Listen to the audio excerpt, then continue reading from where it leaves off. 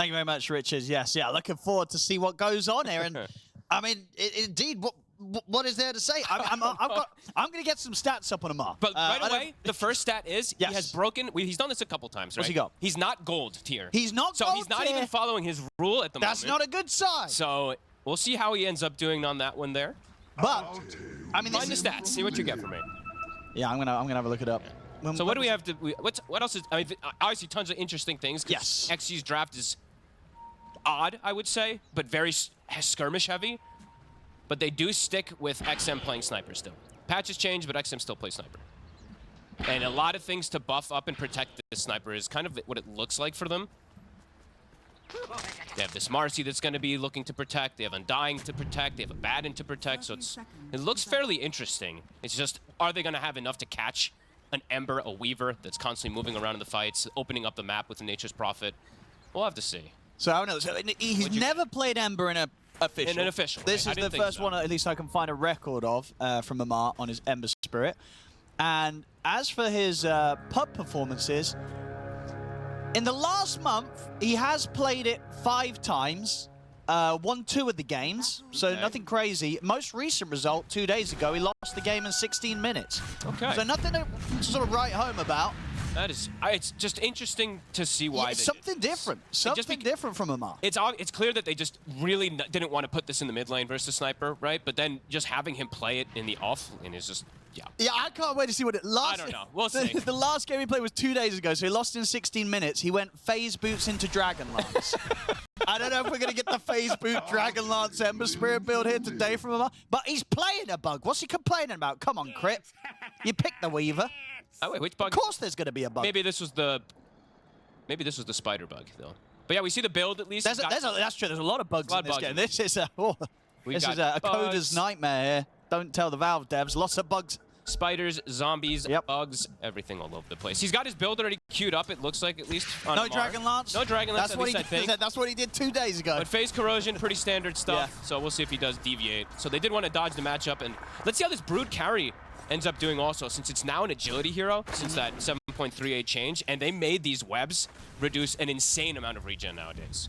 It went from 30% at max level to 70%. Yeah, it's pretty crazy. Like, pretty cool. So I'm wondering to see how much effect that's actually going to have. And I guess the idea of this lane as well, right? You're going to have the Swarm with the Sleight of Fist, right? Yep. It's kind of nice. Now getting the armor down, hitting them with the Sleight. Absolutely. And I mean, they have no stun. So neither of them should really die down here. Maybe Amar if he plays too far forward or something, but yeah, there's no way Crit should die down here. I mean, because overall, that's just the thing, right? Even though we're seeing some new of Amar on the Ember, what are we going to see from Xtreme when it comes to having answers for the lockdown? Is it going to be Arme getting an Orchid first, rushing the Orchid as the safe lane Brood? Yeah. Because somebody's got you, right? Sniper's not buying any lockdown. No. Abaddon might go some Orchid build, but not first. Actually takes quite a beating there. He is actually struggling they're struggling quite a bit just versus the Undying, these two. They're getting zoned pretty hard by Undying. I love that. This is I'm talking about. I've got to check how many Undying games. Is he gonna oh, he dodged that decay. Still going to take quite a bit of damage, but will indeed live. He's doing some good work here, Undying. He has got the range creep in deny range though, so Undying. He made Ame miss a last hit. But lane's looking pretty good. 10-4 right now on the Brood, free farming. Abba getting good CS also, and at mid lane, XM, the master of the sniper. Absolutely. If he gets the chance to play it, he will. And honestly, it's not looking like a bad sniper game, right? I mean, there's two things. What's the big threats? I mean, the big threats are them getting on top of him with the Ember and the Weaver, and then a Dawn ulti coming on top of him. So they do have ways to play around it, right? They have a lot of defensive capability on the side of XG. So that could come into factor of them just saving him with either shields or big soul rips or maybe the eventual shard tombstone. Who knows? We'll see. That's true. Yeah. So yeah, looking at Undying, indeed, it's his 6th most played hero pubs. He's got 300 games on Undying, 54% win rate. That's a lot of Undying, right? Quite a bit of Undying. That's a lot of Undying. In his pro games, though, he's only ever found the opportunity to bring it out 14 times. 50% win rate. So today we will find out if Undying, on his Undying, is going to go positive or negative on the win rate when it comes to above or beyond below 50%. I'm glad to see just more variety. I mean, that's what we're seeing from XG, as well, right? XG is just being kind of crazy with the way that they're setting up their drafts. We saw like first pick Slark yesterday too, so it's definitely interesting to see. All top lane. Adaptation as Skitter. He's got a Lotus. See that barrier coming to play too. Comes out a little bit late, but Skitter's got a salve, so he should be able to go back to CSing just fine. But he is getting slowed down a lot up here too. 10-2. So across the board, XG's playing these lanes very well. So I guess the question is it's early days, you know, we're still going to see what happens, but is this offlane Ember Spirit something we're going to see other teams do? Is this like a new meta thing? Or is this just an Amar, I want to play Ember Spirit thing? I think this was we were flexing it, and they hard counterpicked it mid, and we don't want to have an Ember just have no game. Because we've seen a couple of the games with these Embers just have no game because they just get shut down in the laning phase super hard. So yeah, that's true. We got that yesterday. Yeah. I mean, that was against the Dazzle mid, which of course was banned out very early on, I believe, by Falcons themselves this draft. Did not want to play against that. Understandable from what we've seen. I think we're going to see a lot of like these flexes be moved to the bizarre roles, because we're now seeing like the Night Stalker get flexed constantly, the Earthstriker getting flexed. So I think this could maybe not be a trend in particular like an Ember, but we're going to see more heroes just get moved around their position. I mean, because nowadays, how bad is it to have to feel that you are forced to take something like an Ember or a hero that never really plays in the offlane position to the offlane position? Anything can work, right? Yeah. It feels like really anything can work nowadays. The bugs does not connect onto Undying. Ame will have that bug on him, and we see. I think the new build that I'm seeing at least, or I was trying as well too in multiple pubs, is just the max on the bug. Max bugs on Weaver. Yep. You get so much experience. It's so many attacks that you have to go through to deal with it. And then he gets a talent that makes it 6 attacks, so we'll probably see that from Crit. Chains connect. Good damage here. I mean, they're bringing him back up, so it looks like there's a bit of a bait here from XG, and indeed Xingqiu will turn up and make a jump on towards him. They'll get first blood. They do lose, of course, Ame in return. I mean, Amar's going to try and fight on into this, and with the Sleight of Fist, he'll get a second kill here for the side of Falcons. So, Xtreme, they baited that, they wanted that, they get first blood, but they do lose 2 heroes. Lanes are being moved already. Snake comes down. We have a tri-lane in the bottom lane, kind of, at the moment, when they do respawn. Psych success in a 1v1 versus Skitter. How close to 6 on Nature's Prophet. When you do start to bring these lanes together, these like 3v3s or constant rotations from early on, you have to always watch out for the NP ult early. So Maureen, he's very close to that 6. Lacoste was saying it too, there's a fair bit of burst on the side of Falcons in this early game. And even later on, of course, with the Dawn and the NP ult and the Ember. So it is something that XG does have to watch out about.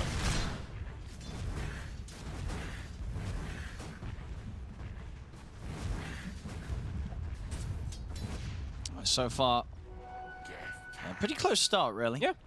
Like, nobody's getting completely shut out of their lane. Nope. How's the XP looking, too? XP is, yeah, pretty much the same, too. So it's, I would say for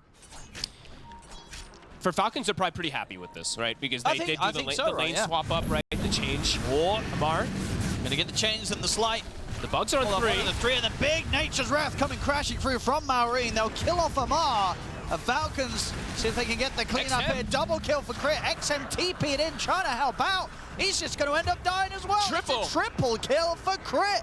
Oh boy. Oh, it's a few times now that Xtreme have chosen to try and take these fights down here.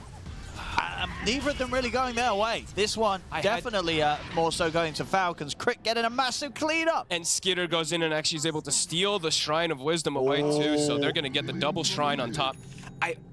I feel like I see this happen a lot when people are playing versus NP. It's like you don't expect the NP ulti, and you do this like 3v3 kind of blast, and boom, it hits all of you. And he has the stack plus the ward, so it's bouncing for max damage. Yeah, that's smart there, Maureen. Very smart. Yeah, as you say, having that set up to maximize the impact of their level 1 ultimate.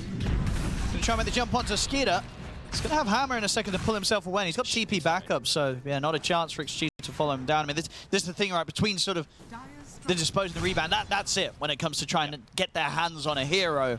Outside of that, there's no they can just walk away. They just have slows, yeah, pretty much exclusively. I'm glad to see that Malrine is doing this tech, though, because I think this was theory-crafted so much when NP got the max bounces, where you can just have vision on all the camps in order to get that damage as XXS. Not quite level 6. They're going to try and rebound him out of there, but he's gone. Malrine finishes him off with the Nature's Wrath snipe. A really cool place for Malrine. Small little things make a big difference to be able to get that lane advantage now, which they do have. Just looking even, quickly gets blown open there from 1 or 2 NP ultis. Because it definitely feels like, from Xtreme Gaming's perspective, their lineup, you know, their strength is going to be trying to build up this sort of impenetrable defense, right? So there's this sort of 5-man that Falcons aren't going to be tempted to fight into. As for now, though, Falcons are more than happy to continue to just chase down kills across the map. Uh-oh. That's an ambitious TP. It's not going to work out. Double kill for Crit. 5-1-4, not missed out on being involved in a single bit of action that Falcons have gone looking for so far. Wait a minute. Well, he has Vessel, though. I mean, he's 5-1-4. He's crushing. Wait, he pretty much has it finished already. Wait, oh my god. They have 4 cores. And it's a pretty good Vessel game. As the panel was talking about, too, long sustained fights is what XG wants. Vessel is excellent to reduce the healing in those long fights, especially versus this lineup with just triple sustain or quad sustain. Extreme, they've got to find some sort of way to stop the bleeding here. As, yeah, their lineup, it has to get to the point where they can group up as 5 and not lose heroes and just dissuade Falcons from fighting into them. But as for now, Falcons getting a pretty hefty early advantage. It's very threatening with the way that Malrine's just playing jungle. Right, his mid tower died, which is great for XG, but he's just sitting in the jungle, has the ward, has all these camp stacked. I mean, who's going to go find him? Nobody, really. Their lineup doesn't have good hunting heroes. No. They got to sit back and farm and hope for the best here, really, XG. It really is just, I mean, Ame needs to get the Orchid ASAP, pretty much. You see he's queued it up. Because, yeah, they just are not going to have great catch or answers for this Ember Weaver. Vision comes out. Ame will be able to get himself away for a second here, but they know where he is. See how much they want to keep searching here, Falcons. Looks like he knows where they are, Yeah, it's a little deep now. Settle for the tower. Malrine continues to just stack it up.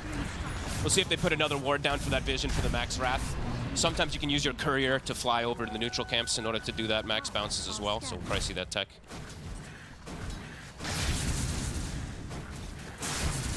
As tower will go down. I mean, the global threat is definitely a big problem. On top of like the lack of catch, for XG, the double global threat is an issue for them. The mobility on Falcons is very high this game in comparison.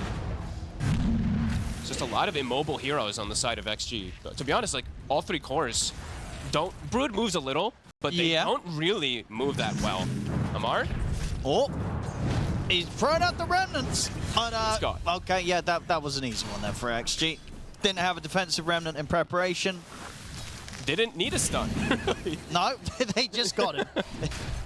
It happened. It happened. You know, I do though. You're like, I don't need to have a remnant out. Then no one's going to go on me. And then someone goes on you and you're like, well, in retrospect, would have been nice if I had a remnant out. In retrospect, too, it's like he is playing pretty close to the tier 2, right? Well, yeah, but that should be fun if you have a remnant. If you have a remnant. But as I said, I've been there many a time. I never have a remnant out. Setting up for top. TPs are coming in. Falcons is set up here. Okay. Vessel.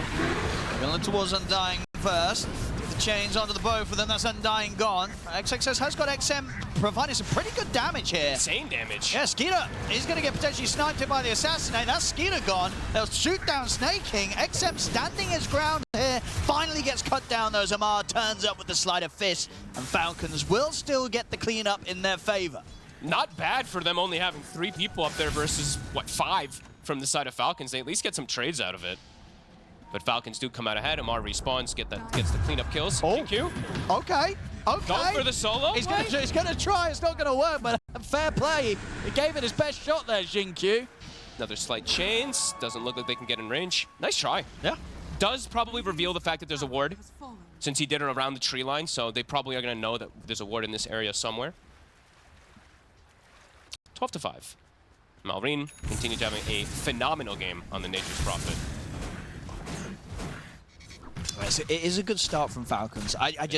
There's definitely a world where XM Sniper could stop them from being able to end the game and carry this. Absolutely. You know what I mean? Because of the supporting cast he has. Like, he just has so much sustain built into it. Exactly right. They can keep this sniper alive. So if XG makes sure that Falcons don't get too much further ahead here in the next kind of 10 minutes or so, I don't think XG is going to be too uncomfortable with the position they're in. No, absolutely not. They have a triple scaling core, right? Yeah. They have the sniper, they have a brood, they have an abaddon, and they even have a Marcy that can potentially scale. Because Xingqiu, when he plays the Marcy, he tends to go more of that, you know, scaling style. Yeah. Maybe not anymore though. So we'll have to see if he does change it up. He does have solar at least queued up for now, but.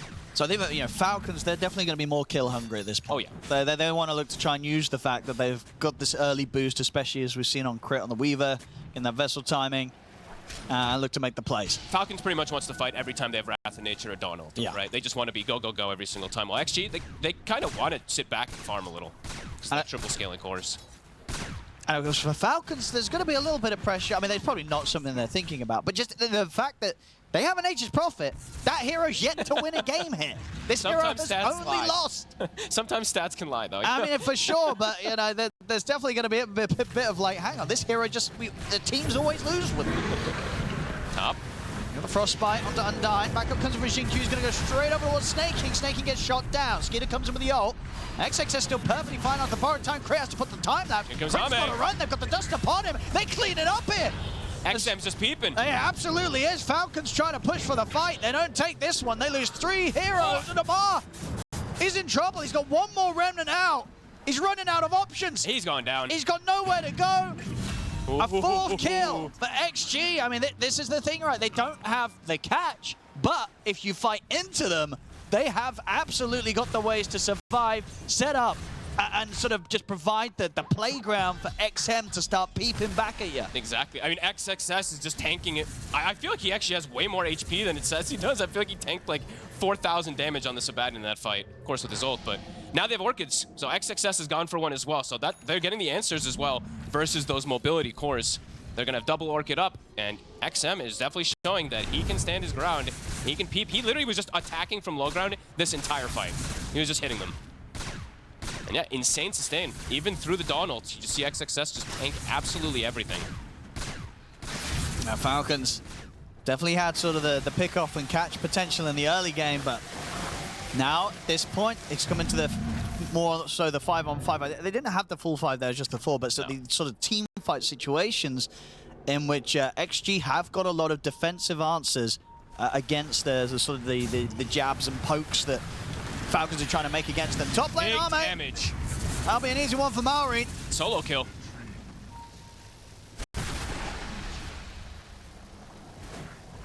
Yeah, cool. He bought his shard too, right? On the Nature's Prophet there. You saw it come into play immediately. Insane slow. I mean, Maureen is playing a hell of a game on the Nature's Prophet, that's for sure. Yeah, he knows that he's got to be that sort of hard carry to make sure that he has this sort of the lead and the favorable scalability against that of XM Sniper.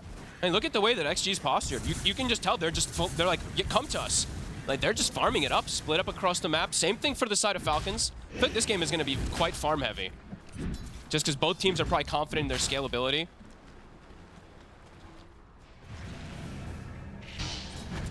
Is that a word? Scaling? I don't know why I said scalability. Both teams confident in their scaling. There we go. English language is difficult. Brigand's Blades, double coming out. Another one for Maureen. Undyne. Oh? Is not going to die. Okay, Maureen had a bit of mercy there, friend. I guess he was worried that there was going to be backup and response. Didn't want to sort of spend the time getting another few hits in. Snaking's like, dude, I just used my ult for that. Can we not at least get the kill? No, apparently not. No, they backed out of that. They got kind of cold feet at the last moment. Thinking about going again. They have good vision in this area. They even see Ame with that ward, which has been up for 4 minutes. So they do have full information, but still hesitant to make that full move. They're starting to swing more heroes over. Crit's starting to make his way too.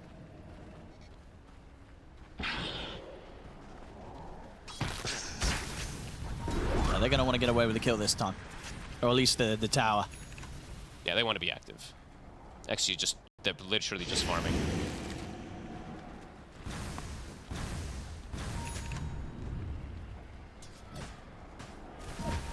XG's not giving them the chance, though. Falcons. Nope. Just splitting it up. Not really finding anyone. And the thing is, too, is Falcons actually has vision of, like, everybody. They have vision of this top ancient side. They have vision of bottom ancient area also for XS. So they do see everybody. They just aren't getting the opportunities to hunt the heroes with the way that XG's just splitting up. Ame could get caught here. They see him. He's pretty slippery with these webs. Crit. Oh, they get the jump, and they're able to burst him before he can get any spell off. Crazy damage. Brilliant blade. Oh, and that was, yeah, but now there's the full Mjolnir on XM. Marine. He's got so many buffs for this sniper. It's crazy. Marine gets a kill. Yeah, he's able to TP in and just take him out. But he respawns instantly, so he does. Dying is back. But easy money there for Marine. The XM is just gonna have every buff in the world now. Solar Crest plus the sidekick plus shield, Soul Rip. But Falcons just they're matching the way that, you know, they're hunting as well, but they're also just doing what Falcons does. They're farming. So that lead still continuing to kind of grow between 1 to 3K. Oh, Marine. Marine. He's going to be able to TP out. Has to use the BKB, though. Was worried about getting caught by the rebound on that first TP attempt. It's a lot of damage that they do through him. No BKB now. We could see XG smoke off of this. And it looks like that is going to be the call. I think, because they're pretty strong. With no BKB on the Nature's Prophet especially, yeah. If XM's not getting jumped, they're going to do a lot of damage in this fight. XM is at the front. Speaking of XM, though. He's at the front of the charge. They're going to get the backup over for him, and it's coming in, but there's a Solar Guardian heading the way of XM. Caught by the chains. XXS trying to bail him out. Same to be said. Q gets him out of the side with the rebound. XM tries to turn, stands his ground. They're attempting to heal him up, but the Sleight of Fist comes in. XM will fall. Crit goes straight over towards Q, but Crit's got to run. As underneath the tombstone, Falcons cannot afford to try to keep this fight going. Crit is lost. It's a quick Sleight of Fist into the Remnant from Amar, gets him away from the rebound. Stun connection, Maori now ready to TP over, help out, looks towards Army, takes out the Spider. Now over towards Undyne, as Undyne will fall. And XXS, the last one left there in the midst of the fight, will die as well. Maori turning up at the clutch time only. Xingqiu that's able to sort of run away as the Marcy. Nice try from Xingqiu trying to bail XM out of a horrendous position, but that was probably the worst case scenario for XG. He's caught in the front. He's caught on the front in the river on low ground. And they just completely sandwiched him. We saw the Weaver just get on top of him, Dawnbreaker ult, and full follow-up. Big team fight there for Falcons. And Maureen comes in with the cleanup. He's having a perfect game on this Nature's Prophet. Yeah, we'll see again. You know, as soon as pops that shrapnel, it's like, there's a lot of heroes here. Xingqiu tried his hardest there, but yeah, just too many ways to get on top of the sniper. Go for the Roshan Falcons. Maureen with the amp damage, brings it down fairly quick too, so XG not going to be able to go over. Just toss Skeeter out the pit, okay. I mean, they've caught him just he was stepping in right. It does so much damage. Dude, that did 800 something damage to Amar.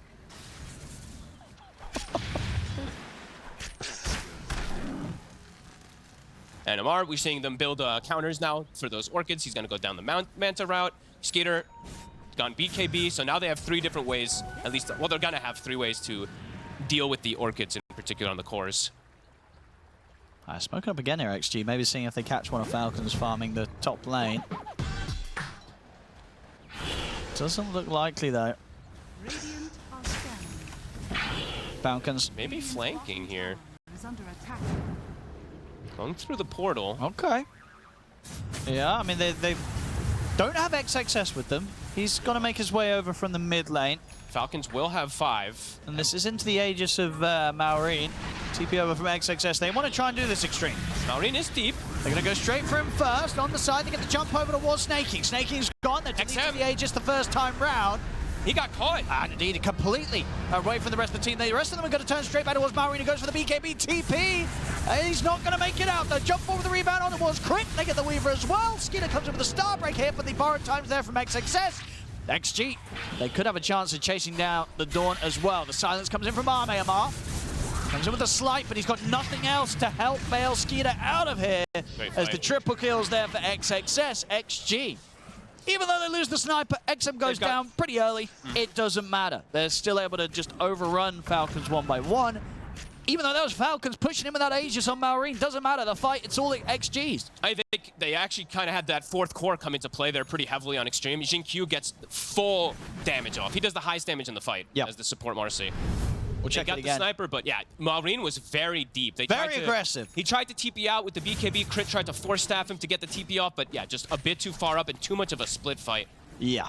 And at that time, right, they don't have the Solar Guardian, and that's the only sort of defensive spell, right, the Falcons have that can bail someone out, like, you know, Maori being in the position he was. They don't really have anything else to help him if he's sort of that aggressively hitting the tower. Obviously felt strong because he had the Aegis, but clearly was not strong enough to deal with XG going for him for a second time and taking down the rest of his team. A very cool kind of approach there from XG, getting the flank wrap around, and then we get to see the power of the multi-cores, right? It's not just the sniper who's going to be able to deal that damage out. They do have multiple of those that can carry. And I'm waiting to see Xingqiu queue it up. He does. Okay. After that fight especially, too, now he can start going down a scaling route as well. After the Solar's finished, he can go BKB. I mean, it is still obviously crazy numbers on Maori. It is insane. He is owning still. Like, this is coming up to 19k net worth in 24 minutes in. Yeah, level 18 as well, too. So this is insanely... Is he spamming Nature's Wrath off cooldown or something? He wasn't. He actually was not for some time. He's just getting that much money across the map. Top, Arme. BKB is going to try and pick up a kill with it. No, he wants to get out with the TP. With the rest of that BKB time. BKB used for the Brood. Could see Falcons look for more of a pressure play. They're pretty split up right now, though, so perhaps not. Crit. Silenced. Oh, they got him. He got him. Nice play from XXS. The Blink Dagger. He's had it for some time, but catches Crit off guard. Yeah, had a super hot start in the Weaver Crit, but they've been able to catch him out a few times now. I think he's just getting caught off guard for how much burst damage they actually have. Like the Marcy in particular, I think 2 or 3 times. Xingqiu is just able to bring down Crit. And Crit he's actually, even though he has Hive Mind and he's been getting the bug connecting on lots of heroes, he's actually 2 levels behind Marcy. So. Yeah, I just watch Xingqiu getting involved and getting these kind of the kills and assists later on in the game against these higher value, higher leveled heroes. Honestly, I feel like Xingqiu could be one of the big X factors this game. Because they're still 5k behind, but they do have 4 scaling cores now that he's starting to get to this point on Marcy too. And he's 4-1-10. And he actually is really not dying much. I mean, because he'll get the BKB, and then you imagine he just gets the Basher next after that, and then you just stick. It just goes on a target, goes on one of these cores. You can just stick on Nature's Prophet. It doesn't matter how much money he's got if he's getting bashed and interrupted. Could be pretty interesting. So Falcons, we'll continue to play the objective games. We'll get this Tormentor. Snaking. We'll survive. What's up? Van Dyne, they'll get the Tombstone out, but they'll kill him off. And they should be able to potentially chase for more. He's got the BKB if he feels threatened. And he won't. Meanwhile, Xingqiu is trying to start something here against Snaking, but Mosquito comes in with the backup. He is very deep. Yeah, won't be able to fight his way out of this one. That's Xingqiu dead as well. After I was saying how well he was playing, he's in no man's land. And crit. Oh, they got him. It's a bloodbath all over the place. XXS ready to play. He's got, the core item builds online now with the Blink Orchid Manta. It's no longer sort of the slipperiness of the Weaver. There's going to be enough to keep Crit safe. The early game a long way away, as XG now do have the tools online to deal with these high mobility heroes. This is such an interesting game because it really just feels like both teams are like, yep, we're going to scale. We're going to super scale in this game. Whose scaling do you prefer? I just feel that because it's XG and it's XM Sniper, like this, it feels like this is more XG style. I feel like they're more in their element. You don't think so? It's very XG style. They like to play very... XG do win these kind of games. Yeah, but Falcons also, right? They know how to maximize, and I don't know. This one's definitely great. It's going to be a fun sort of clash from these two. It's 7k lead at the moment for Falcons, but that is pretty much entirely on Maureen. So if Maureen is dealt with or is not involved in any sort of fight, XG still absolutely could give Falcons a real run for their money in the team fights. Yeah, and it's always going to have to come down to the case of pushing high ground at some points too. So going to have to break that XG base. They do have good ways to do it with NP getting these high levels, right? Level 20 onto him. We know how busted that Treant can be as the smoke is coming out. XG I mean, they're not afraid to fight. As long as XM's not caught He can't get caught first. He can't be the one that's having the smoke taken off first. And he shouldn't be. They have literally four bruisers that are supposed to go in first for him, so. Like, if anyone else gets in front first, the fight, this smoke move, should be a pretty easy one, I would say, for XG. They get vision on someone, they will kill them very quickly. And Falcons is reading this. There's creeps hitting mid-tower, so. Crit's going to try and check things out. Maureen is under this ward right now. They're considering it, but it's too deep. He's going to get the bugs out, but just onto Xingqiu. Put the Unleash just to kill that bug. Doesn't want Crit getting any of that bonus XP. Get that bug killed as quickly as he can. Maureen is considering TPing over. Let's see what he's got. On Xingqiu. Well, Xingqiu's got backup. Fair damage from Maureen, but not enough. They want to fight this. Amar comes in with a slight change, but he's caught by the silence. He's got back with the Solar Guardian. He'll put the man style jump out with him, and XM's in trouble. He'll try and jump away. They're trying to keep him alive. He's able to take the bug off him. Skinner's going to continue to try and chase him, and Xingqiu will get him out with the rebound.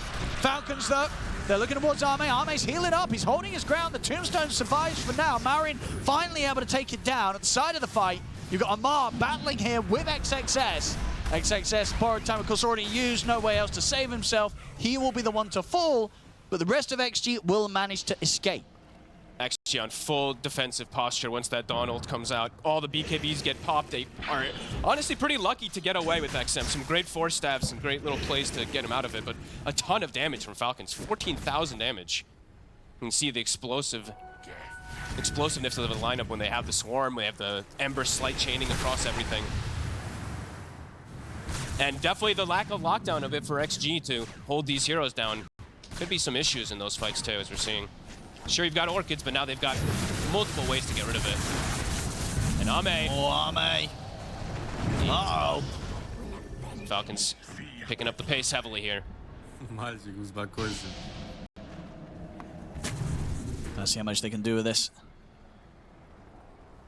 That big timing for Xingqiu is nearly there. The BKB on the Marcy. Now Roshan up very soon as well. Falcons in prime position to be able to set up and control that once more. They're just getting so much more out of the map now. After just 2 quick fights, it just continues to be. The most of the difference is Maureen. He's 8,000. He's just so far. That 11k is the majority Maureen. This hero has not won a game yet. Surely, in a game where it's this far ahead and this farm, if it doesn't win this, there's something wrong. Yep. With this type of start, with this type of play, he's literally had it pretty much flawless this game. Just that bottom, positioning that was a bit off, but Roche is gonna come back up. Do they want to go for this? It's dying a bit too fast with the bugs. Yeah, I think they just have to let this happen. You say, XG's going to be in their element when it comes to holding the high ground around the snipe. Undying, he's outside of the base. They'll kill him off very easily there, Amar and Snaking. Amar is starting to style. He's having a great game. He's having a good time on the Ember now. This is probably his best Ember game in a long time. As I said, we've just never seen it in pro games, and he was struggling in the pubs. But here, today in the officials, bringing it in on his debut, it's looking fantastic. And I like his build. He went the farming Maelstrom, and then he went back for the Manta for the Dispel, and then he went Shivas and the Corrosion for the reduction of his healing and whatnot from the Abaddon, from the Marcy, from the Broodmother. So they have a lot of counters now. He's even queuing up a Scotty next, so like quadrupling down for that heal reduction for the team fights. And Falcons really starting to get that stride going, starting to get more and more control of the map. XG starting to get a bit stuck to come out. Yeah, because we've seen, I think Embers typically when they go to the offlane, they feel like they have to get the Mage Slayer first, and they can't afford to go that Maelstrom route. But because he was having a good start, he has, and as you say, it's absolutely paying off for him. And I think he realized it's going to be a farmy game when you're playing like this, right? So he's going to get the space to be able to use it, and then itemize to deal with the heroes that he's playing. Yeah, no, absolutely, it feels good. Yeah. Shivas is so good versus this sustain lineup, and they're farming everything, it feels. They're really farming like 85% of the map. I mean, this net worth lead is only growing right now. Yep. With how much map control they have. XG just needs to try to mount team fights around that 5 cluster. No, mate. They can have the 5. They want to go in on this. This is risky. They're trying to push them away from the tower, but it's into this age just about Maureen, so they're not going to want to try and force this too much. Maureen's about to have the data list on. He actually has it finished. Damage just continues to skyrocket. And he's soon 25 on. He's getting pretty close to it, so that damage, if he wants to, with the Trine. Surely.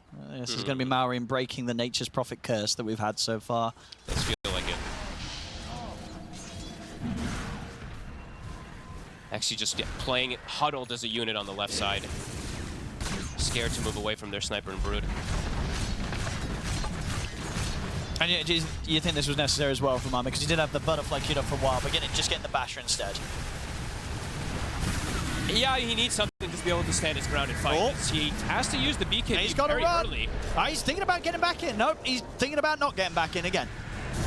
They're trying to get out of here, but Amar, he's in with the chase, gets the chains on towards Arme. Undyne will go down. Arme will get back to the safety of the high ground, but again, not able to take these fights right now, XG. It's going to be the base defense. That's where their next big hope lies. Arme's damage, actually, he had like 300 damage there, and he hit the Dawnbreaker for like 0, because the armor that they have. Like, they all have like 30-something armor or more on the side of Falcons, so I'm actually not sure what Arme wants to go. Like, Basher always feels good when you're playing versus Nature's Prophet, even versus Dawn and Ember, but yeah, I'm just not sure what he's doing. They're so tanky. Relying on XM to bring the damage. Yeah, but pretty he's much. Also, because obviously at the moment he's got the lifesteal, he's got the Satanic queued up. Feels that he needs that, but of course that's just not really going to give him a significant step up in damage output. So the damage issue is going to remain for XG when they're trying to hold these defenses, unless XM does want to go for something a bit more explosive. I feel like you might have to, honestly. Like, I'm just seeing a 41 armor Ember. I'm seeing a 40 armor, or 34 and 5 armor on Skeeter. 40 on Nature's Prophet too, so they're incredibly durable. Radiant's bottom tower is under attack. Radiant's bottom tower. The good old Shiv. I think most people are in consensus, right? Tier 3 neutrals, Gale Guard plus Shiv almost in every game. Crit. Now also we'll have a nullifier, so they're going to have ways to stop the protection that can come out as Undying. I mean, Amar's ready to fight this with Maureen. Not a chance for Xingqiu or Undyne. Oh, XM. Oopsie.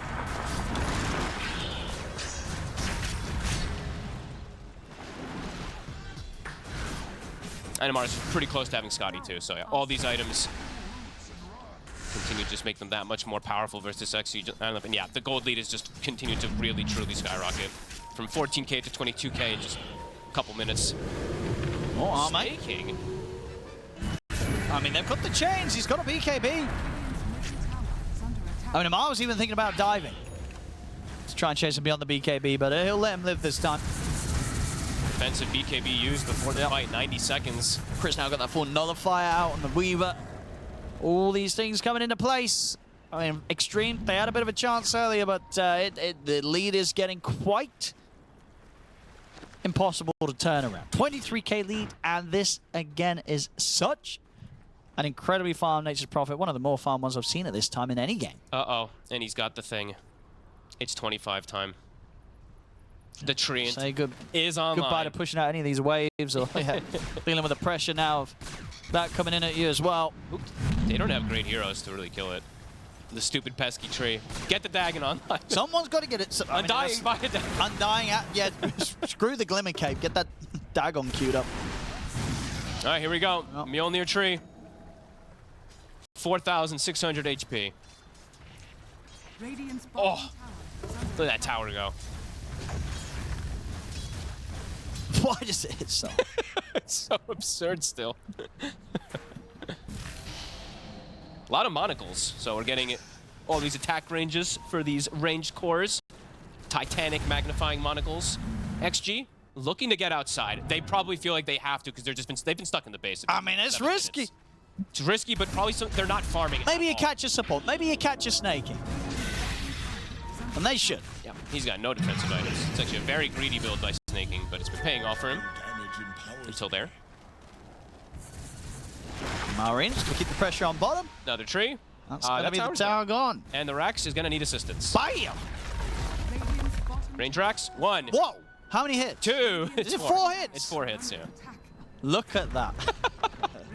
How many for this one? 6 hits? More. 8 hits. I think it's about 7? 8 or 9. Oh, they got him. Takes quite a beating, though, to bring him down. And in the meantime... Uh-oh. That's another BKB having to be used by Arme. They do get the jump actually back onto Amar. They're going to try and burst him, but he's able to get out with the sleight of fist of the remnant. He's away. He's got and now backup comes in for Falcons. Arme's got to run. Xingqiu gets destroyed by Maureen. XX's trying to stay out Maureen. XM's attempting to bring in the damage. They've been able to shoot down none of them at the moment. The BKB's popped by XM. They've got to try and bail out their sniper. He's trying to run. They force him away. Turns to Skeeter. XM survives. Oh. He will be able to shoot down Skeeter. Amar jumps in though, finishes off the job. Gets tripped up by the silence, but the Render's there. Amar's in and ultra kill for Maureen. Arme to fall. Almost a rampage at the end there. It was. Who stole his rampage? Crit Somebody did. did. Crit. Yeah, Come took on it. now. Come on now. I mean, it's insane explosive damage, and at this, honestly, Maureen just played this game way too well. He did. He was getting hit. The amount of farm that this guy got this game. Yeah. Insane. We've had many a Nature Profit game amongst many a patch, but this has got to be up there. Yep. And I love insane numbers. And I love the you know, people, like I was mentioning in the early game, people have theory crafted for a while, just like getting the stack of creeps, using like wards to maximize the Wrath of Nature bounces. He did it perfectly. Yeah, he played this really well. I saw XM actually dealing a fair bit of damage in the fight, but the armor, the sustain, it's actually just way too high from Falcons at this point. Where we go, the buybacks. XG. XM going to give up now. Quad buyback. I mean, this is the thing, though. If you're looking at Falcons, you know, who is going to be the MVP? Is it Maureen because he's having such an insane performance on a Nature Prophet? Or you got to give credit to Amar, who's turned up on a hero that he hasn't taken to officials before, and he's had an amazing game on the Ember. I'd probably say Amar. Yeah, I think so. Amar Ember debut. Yeah. Fantastic from him.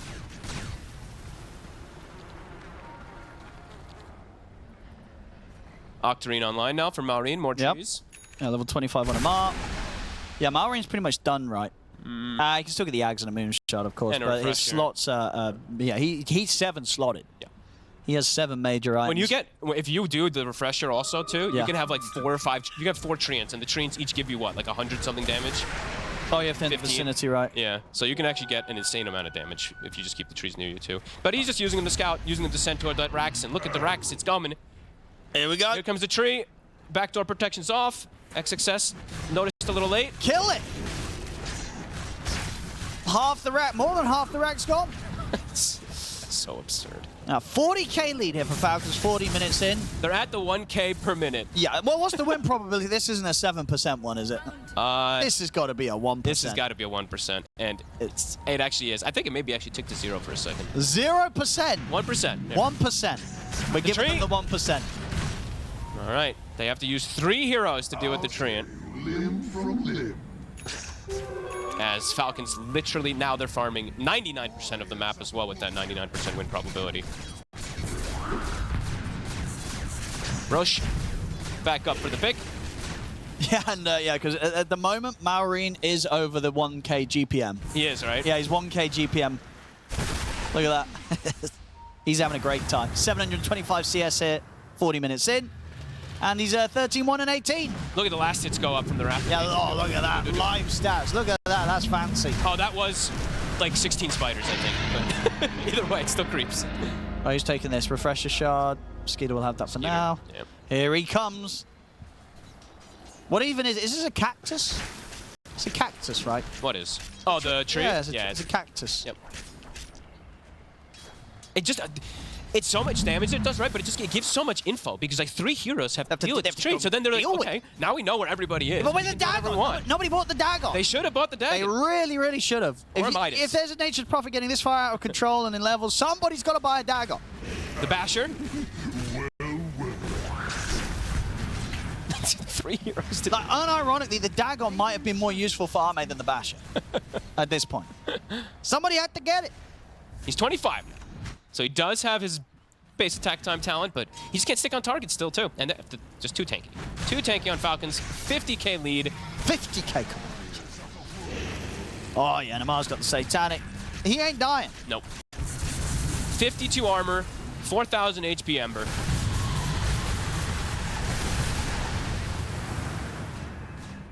He's keeping it at the 1k. I'm keeping GPM up just to see if he ends it with 1. Right, what we got from XM? What? He needs a big damage item, right? Yeah, he's got to get a rapier. Yep. It doesn't really have the slot for it. Oh, okay. So he went the small things that he could get in the base. Yeah, get that attack speed. So he got mask and he got a small crit. Oh, here Falcons come. Or they're going to try and jump Marine. But Marine's still got the age, just 3.5 minutes. And the Rax is down to 1 or 2 more attacks. And that will be the Megas. Well, in the meanwhile, Skeeter is just still farming, of course, on the other side of the map, ready to join in. Well, see if they can get him the once. They can. That's him gone. Amar's going to jump in aggressively. Looks towards Xingqiu. They're able to get out of the range of the Solar Guardian. Now they're going to try and fight back here. XG, if they've got anything in them. They're looking towards Marine, trying to take out this Nature's Prophet. He's falling low, but he's healing up. He's healing. The job they can. Marine gets taken out. Now they're trying to turn for more. They've got the stun on Arme. Arme trying to hit back, but he's caught by the root. Snake King will die as well to XM, but Marine TP's in off the back of the buyback, gets in the face of XM. They're cleaning up here, Falcons, GG. as this game is over. GG is called. Falcons will take this game 1.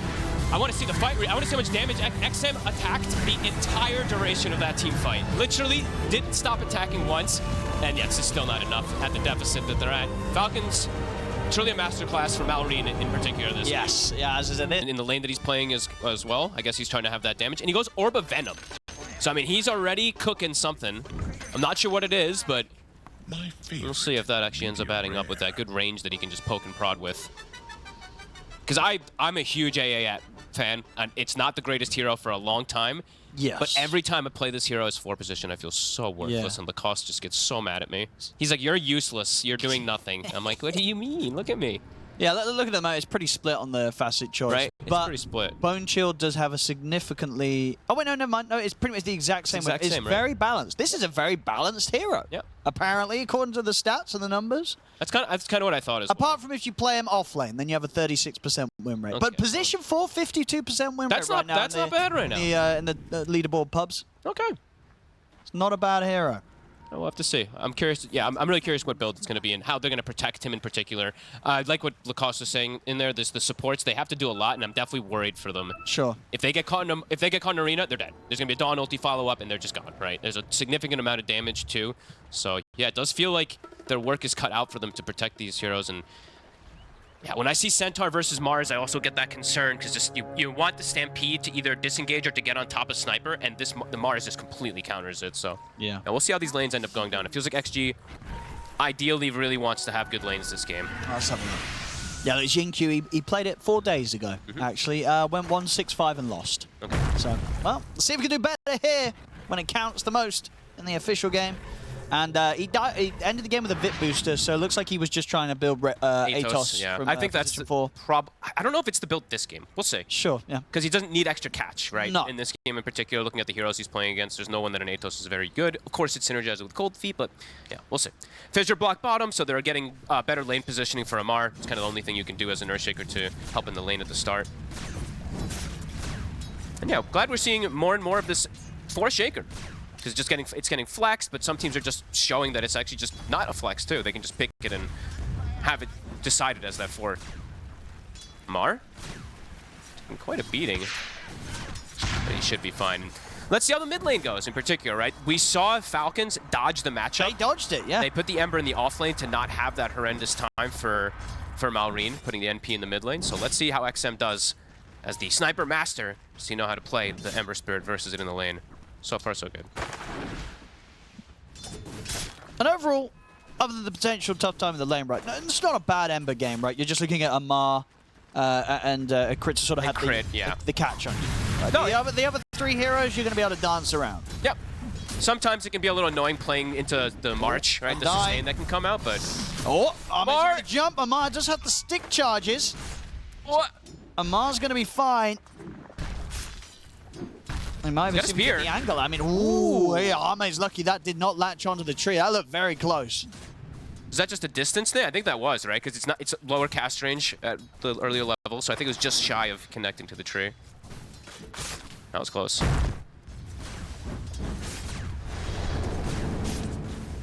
First few waves, XM's been doing them very nicely. It starts to get harder. Sure, it's what, like the level 3-4 territory that Malrine starts to really be able to just harass the Ember with the damage. Nice last hit there with the double impact. He actually gets it. Yeah, Malrine. Orb of Blight.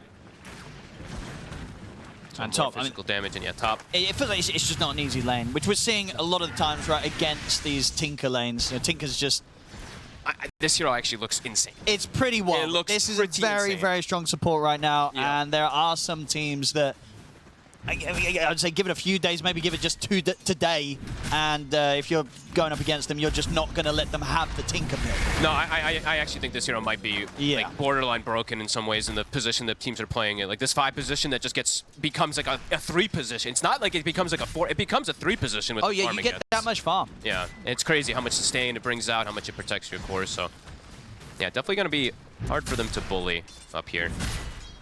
I love it, because do you think this is one that Snaking has been practicing a lot? Has he got a lot of Tinker games under his belt? The newer Tinker, I'm not sure. He's definitely played it at least a couple games here and there, but... That's a super solid lane for Skeeter with Snaking's back up. Yeah, he's just... Like, well, what do you do is this Centaur AA? You can't really harass them. They're going to be perfectly fine each time. No, and AA, this is just what AA contributes in the laning. Sure, his damage is going to be like, it's high because just the right clicks in the laning phase, but you don't have any, like, your spells just don't do much. So, like, overall, what would you consider were the main reasons for going for the AA? Like, just to stop the heals, right? Just the anti-heal factor. Yeah, 100%. Oh, mate. And it is Jin Q. He likes to play different things, right? So. Fissure. Oh, this looks a bit risky for Undyne. Yeah, they get the spear angle. Chance. So, that will be first blood from Arm. Arme jumps in. It's a big stick. And he's going to be able to get Amar. Okay, so Arme at least able to find a trade.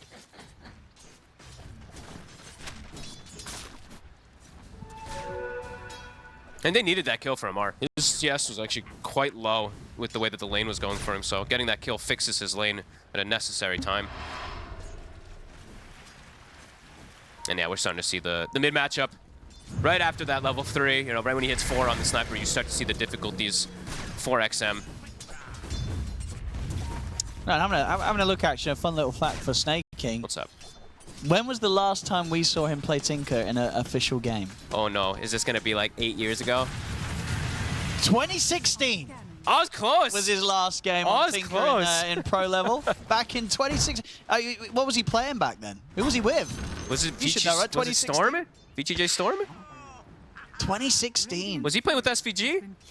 Was it with SVG? I'm gonna look this up now. Check that out, you got it. Snaking back in the day. Yeah. Other thing to talk about too is I don't want to keep like ripping on the AA in particular, but another thing that the 4 position AA doesn't really contribute is being able to rotate.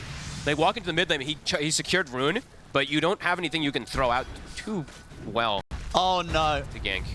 I got a good one. You'll never get the last time he played it in pros, obviously in a different position. What was he playing? He was indeed playing mid back then in 2016.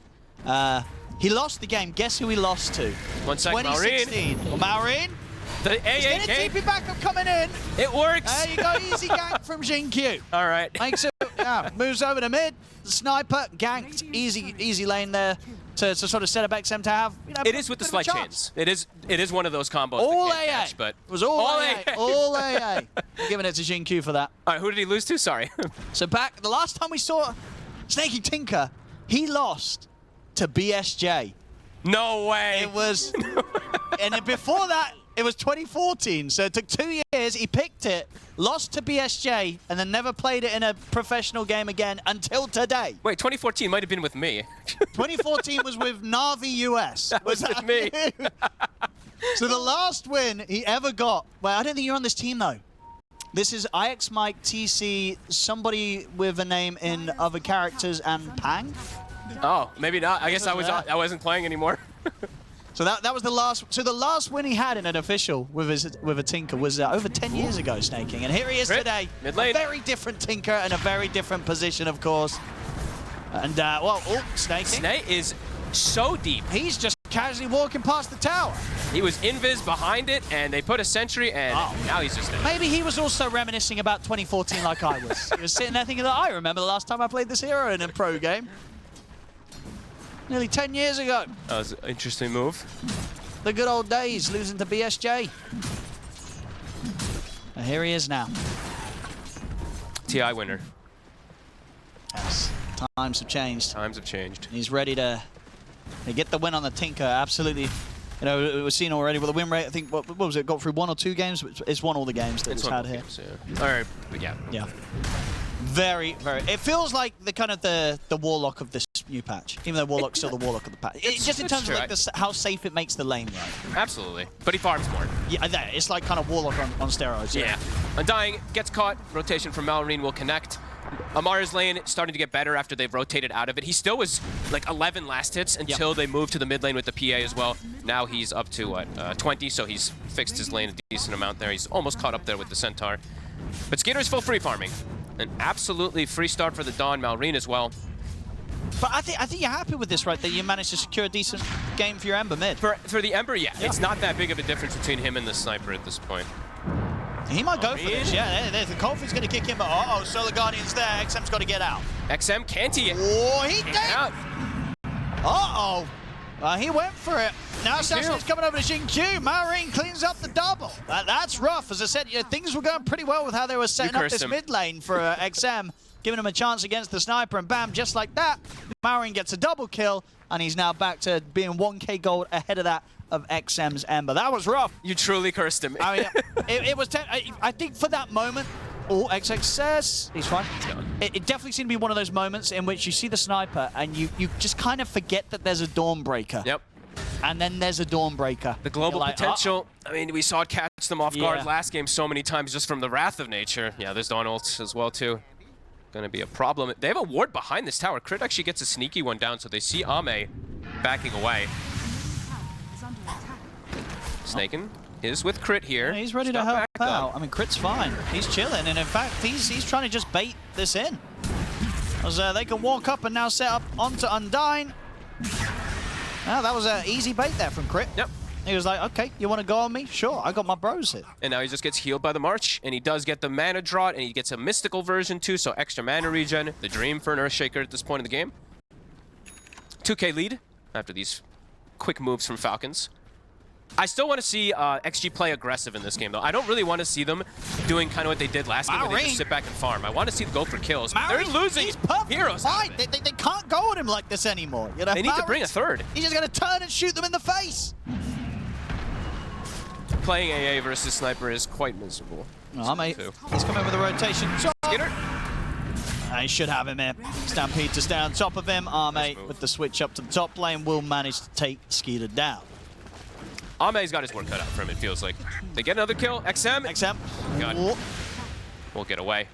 And Ame, he is having a pretty good game so far. He is. He's got his treads, he's got his corrosion, he's moving around the map, he's making plays.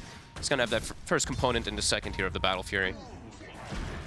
They're starting to try to give Xingqiu some XP. He wants to get this 6 online ASAP. Then they can do those ganks. Then they can look to set up for Malorine with 2 heroes, and then an AA blast can come through. I mean, because that's the thing, right? It feels so bad to make moves against the Sniper where you just don't succeed. No. You know, you can't afford to mess up when you're going for these early ganks. And Malorine sitting 4-1-0, well on the way to a good timing on the Maelstrom. Yeah, he's bottom. Xingqiu time in the mid. Mid.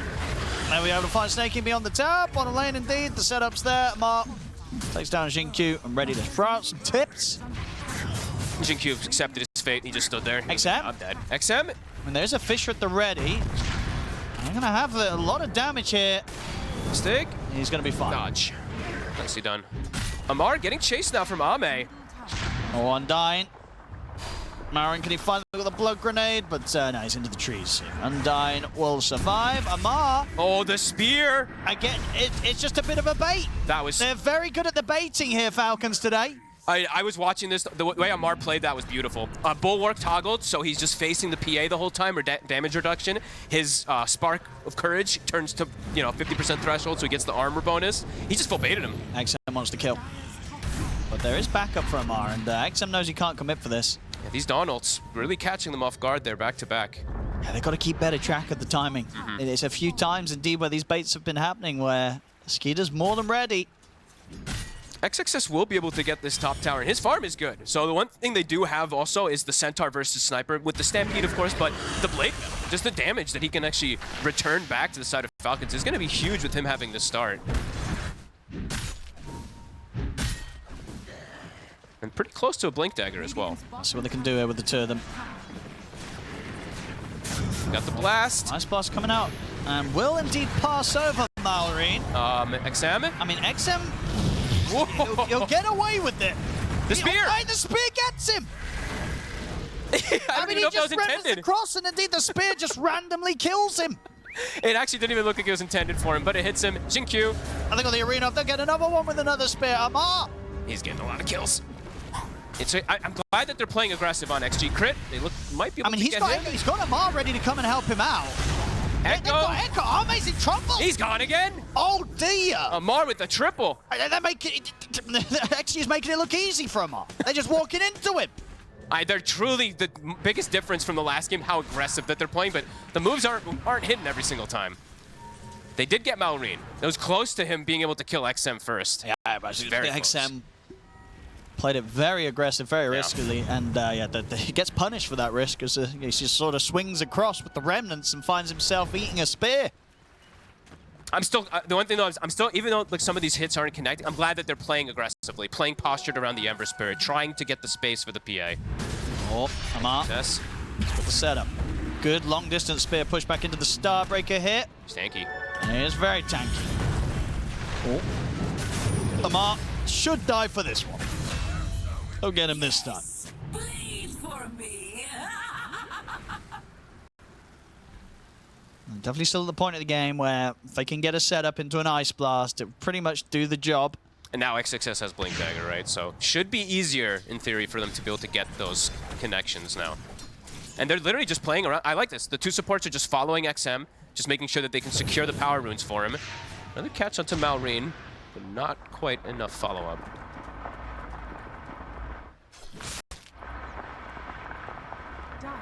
They still want to look. I mean, it's been hit by the scan, so Falcons. Low creep camp here. They could take out some of these newts.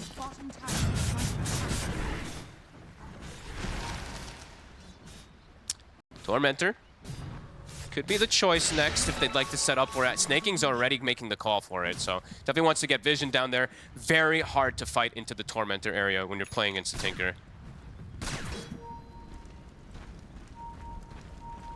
See where that next move is going to connect. Amar, crit, they're paired up together. Echo up in 10. XXS is showing top. It's going to take quite a bit to take him down. And the TPs are coming in already. They got the scan connection. Arme, the first to turn up. He's got backup. Yeah, they want to try and go for this, but Amar out with the blink just in time. That was crazy timing. Still going to try. It's pretty deep, and Arena's down. So the Guardians were coming in. I mean, they went pretty aggressive for this one. They're going to get punished hard. Starbreaker hits fly through from Skeeter as he gets the double. XM's got to run. Oh, way too deep. And a Fisher timing as well from Crit perfectly. They got, again, they're getting baited. So baited. They're getting baited. Amar playing it perfectly again. Just, I mean, such a quick blink that he's able to reset away, and they really overchased for this one. I mean, that was deep. That going was up past towards the side of the tier 2. And now they're going to be able to get and the it's at the 15-minute mark. That's a risky time to make those plays. Yep. These Trying risks, to be aggressive, but yeah, they're not paying off for XG. Falcons having sort of some of this game kind of played into their hands. Does feel like it at the moment. And Amar, I mean, really masterclassing it though on this Mars so far. These little plays that he's been able to do, and there in that scenario, that's probably the worst case scenario for XG. The two supports get caught in the arena, so just instant death for them. No follow up. Ame. So Jakiro tank these neutrals for me. Thank you very much. 5K lead now. Quickly accelerated after 2 fight wins for the side of Falcons, plus that Tormentor. And even though they don't have Arena up, they are looking for a play. Crit does have the Blink Echo at the ready. See what they find down here. They get the jump. Straight in for him. It's a high value kill. He's the most farmed right now on XG's side. XXS, they get him. And he actually dies pretty quickly, even though he has 2,500 HP. They have a significant amount of damage for him.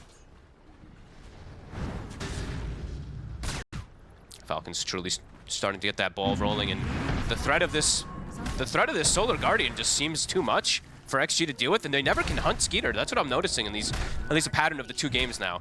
The Skeeter's always playing in a place that just he can never get caught, and they always have superior numbers in the team fights. It's really a problem. Brigand's Blades. How many are we gonna get? We got 3 so far. Because now, XM, they're watching him. They're gonna try, yes, set up into the... Oh, okay. They might be able to have to look towards Skeeter now. They'll use the arena defensively. Nice Still, though, XXS is able to jump in. They'll get Skeeter this time. Does it? I thought it latched to Fissure. I mean, it depends if you're lucky.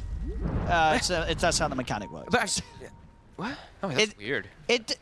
My brain just was like, wait, what? I think genuinely it is just kind of like a little random. It's just if you get the angle right, maybe. Yeah. All right, well. Maybe not. Undying, we'll walk into the ward. Depends how the game's feeling. Yeah. On that certain time, certain day. Depends which planets are aligned. I wish we got what some star sign you are. I always want to hear the player comms when stuff like that happens. They're just like, what? So it doesn't connect. Skeeter will die. Pretty high value kill, but they do end up losing another one out of it immediately.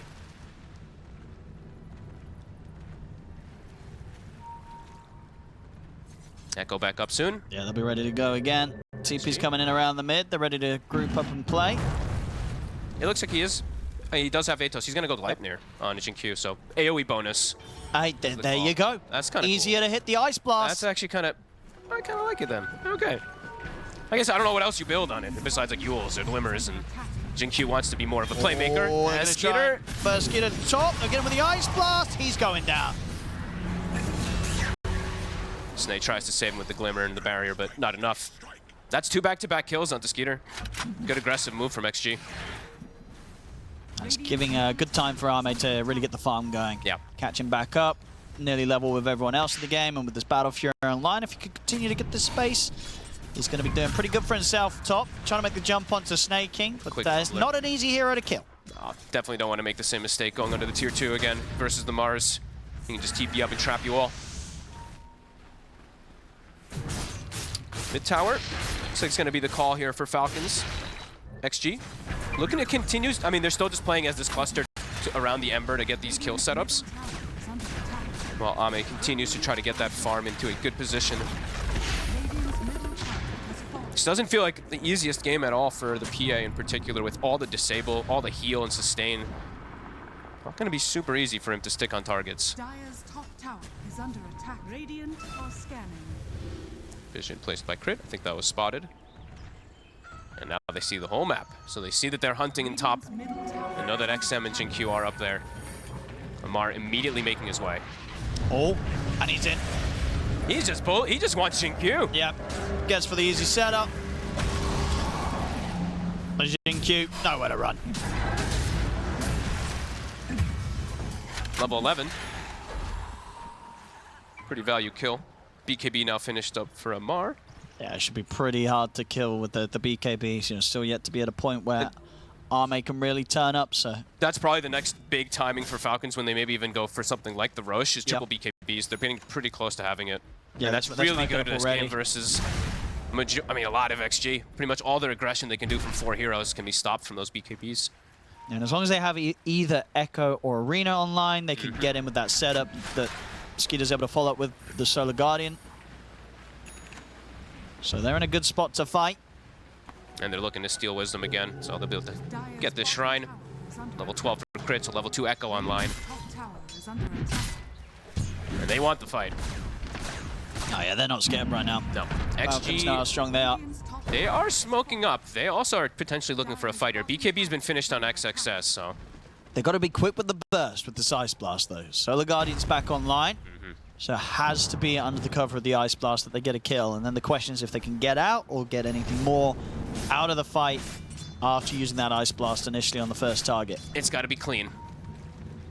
It looks like they've got vision of the sniper for a second with the ward on the left side. So they're continuing to hunt up here. They might find him here. Maureen. Oh, I don't think you don't want a Solar Guardian for this. You let him go. You let him go there. Oh my god, imagine the neutral just stole it. Good kill. That's a big one. They finally find the pesky sniper. It's been some time that they've not been able to find him, so a good one to find before the BKBs come online. And now Ame does have that separation between him and the sniper, so it's a pretty damn good kill.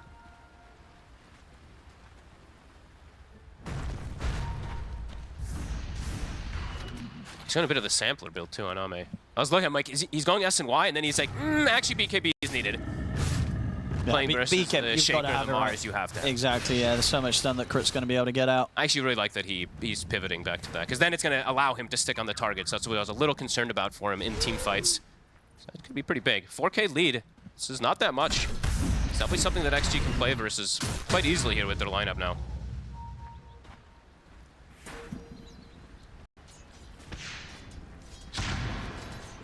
XM. Just 600 to go until his own BKB. We'll see Falcons start to group up.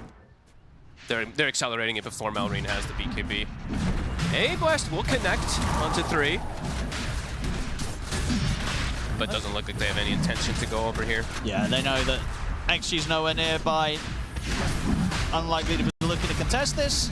If Falcons is set up, like as the squad, it's very difficult to fight into. The March plus the arena, it's always going to be very problematic for them to just run into. They have to ideally get a pick off in the front.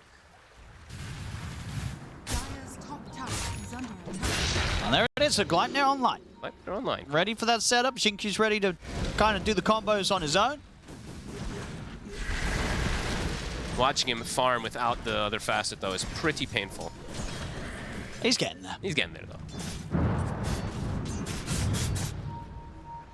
Ame. Somehow Ame sneaking in. But it's, I don't know, this is a sniper with an Aegis and with a lot of friends around, so not really what you want to be jumping. He's got so much protection, too. We're seeing the Tinker start to get into that levels of 3-position kind of style. He's already got Glimmer, Solar Crest, Holy Locket, and he actually has a greater healing Lotus. I think I've been seeing Snake gather the most Lotuses in the last few days. I feel like I always see him have a greater healing Lotus.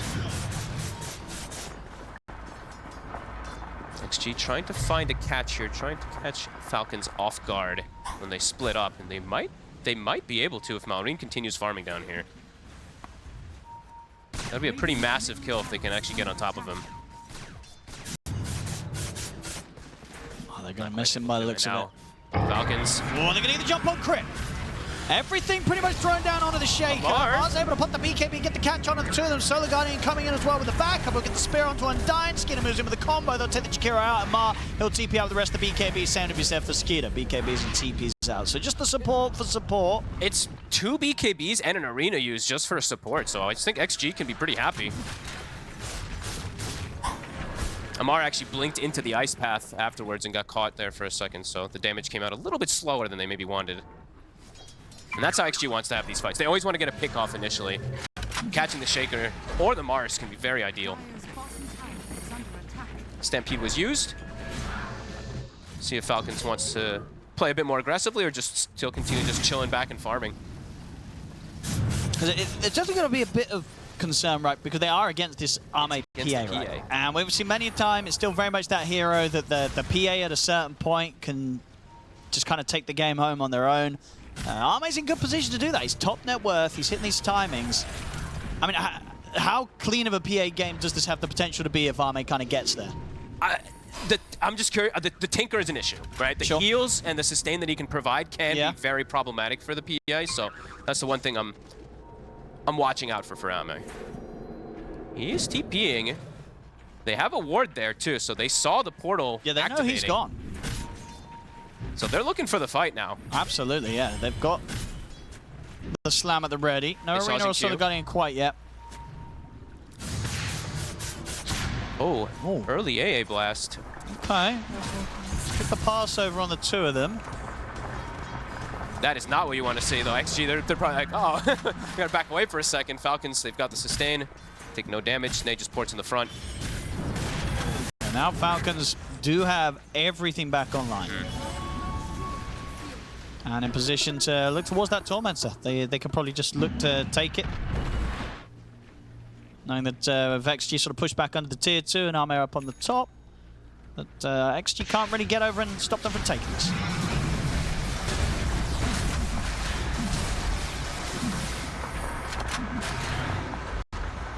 Malrine gets it. It's a pretty good one for him this game. I think, what, did everybody else buy theirs already? It looks like almost everybody except for Skeeter. So yeah, Malrine gets gifted a very valuable concussive grenade versus PA and Ember.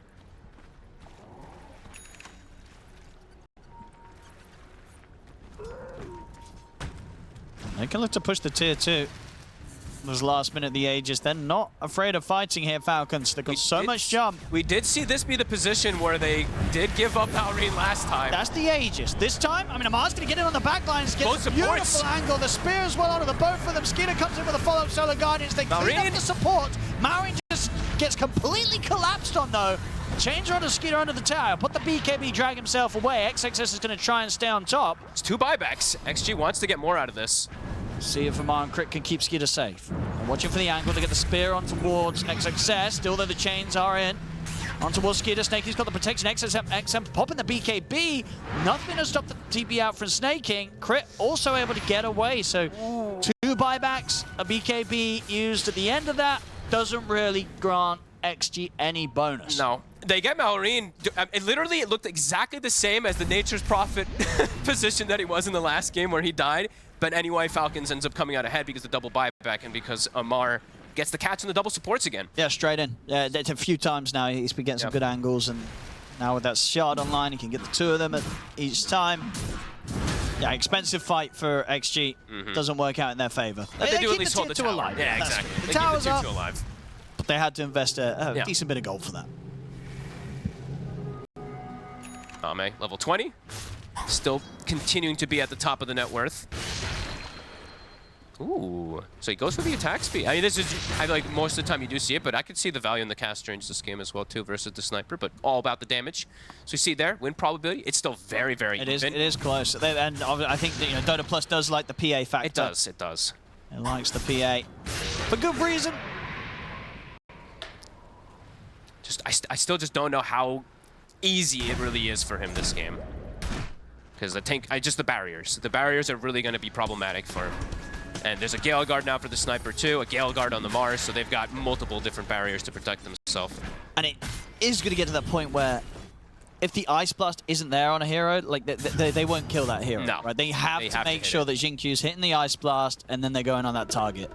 Without it, at a certain point, bringing down these big cores, it's not going to be easy.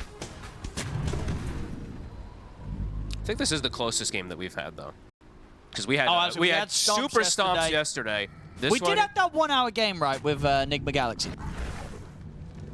Well, we did. We did. The tournament. I was like, wait, we did? Yeah, we didn't cast that one. That was a close game that we had here, out of the games that we had yesterday. So Snay, I think he passed over the Great Healing Lotus, Greater Healing Lotus to Maureen now, so he can carry on to that one. Because Snay wasn't in full position to be able to protect him on that bottom engagement. We're looking at Amar. Immediate BKB. TP out as well. He's away. Can't catch crit either. Nice try from XXS. They might see if they can still try and find something here, knowing that they forced at least one of the BKBs out. XG. Falcons are reading it. Anticipating the movement. XG really wants to get a kill once this BKB's on cooldown, but yeah, just not given the opportunity. Amar getting closer and closer toward his Hex, so that additional catch versus Ember and PA. But he does step up. Oh, he actually steps forward. Straight away, caught vulnerable here whilst BKB was on cooldown. I mean, pretty much the dream catch, right? They were looking for him. And it's a gem. And it's literally the dream kill for them. Yeah, he's been having a clean series, but yeah, quite the slip up there. Didn't have his BKB ready to press, been on cooldown, and underestimates the fact that XG was still in the neighborhood. It seemed like they had known too with the way they backed away, but then I guess he got greedy. He wanted to go up and get that farm. Gets punished for it. XG at the ready, get the gem. XXS now with a heart after that kill. This is looking better and better for XG as moments pass. Even though they're playing into this farmed sniper, this farmed Dawnbreaker, the PA factor. It is, yeah, the PA. He's hitting all of his item time as the SMY on top of the BKB. And then he can go Satanic into Nullifier, so then that's the answer. And then he's pretty much good to go then, Arme. Yeah, that kill is just so massive that they're able to get the gem out of it as well.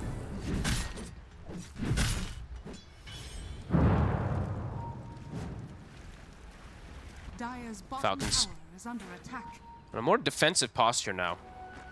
which just means Ame can continue to grow and grow and grow with no pressure on him.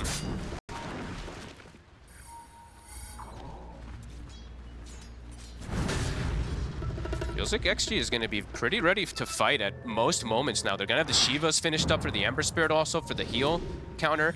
XXS jumps forward. Oh, they'll drop down the Macropire. Mar. Mar's looking for the angle. He'll get the catch onto Undyne. So the Guardians, well, they're throwing a lot to try and kill this Jakiro. They will get him. He's down for a long time. Skidder has the BKB and start to run. Got the Stampede as well. They're going to look to try and punish this Xtreme Gaming. Ice Blast flying across. Chains connect. They've got any follow-up. The Ice Blast not getting the connection hit. The Snake King's going to go for the TP out. Success gets the jump stun onto the backlines on the two of them. There's enough damage to take out Crit. Now with Arme jumping in on towards Maureen. Maureen's going to try and run and bounce himself away with a grenade. Amar's in with the arena, catches Arme, kills the PA off. Maureen, are they going to bring him down? The shields are coming in. The Gale Guard. He's got enough.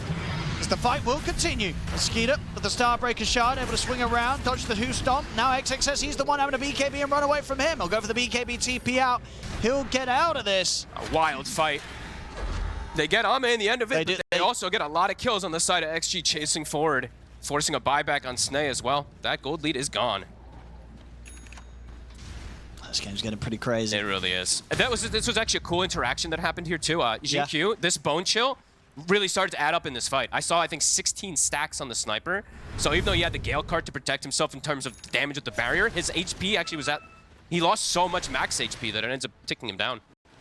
And they committed a lot for the Jakiro. They did, right. It was straight in with the Solar Guardian and very deep into the middle of the fight, and they had to sort of spend a lot of time here, you know, Skeeter BKBing and trying to run back to safety, trying to bail each other out one by one. And then just a very good read from Amar towards the end here. You know, he sort of sees the opportunity as Arme tries to commit in to finish off a big kill with just the last few seconds of the BKB. Amar's able to wait it out and immediately punishes as the BKB comes to an end. And look at these stacks. Wait, how many did he actually have? It doesn't show it now. Yeah, he's at 14, right? So you see, yeah, he gets brought down from that, from Jinq. It didn't show it for a second there on the UI, actually. So.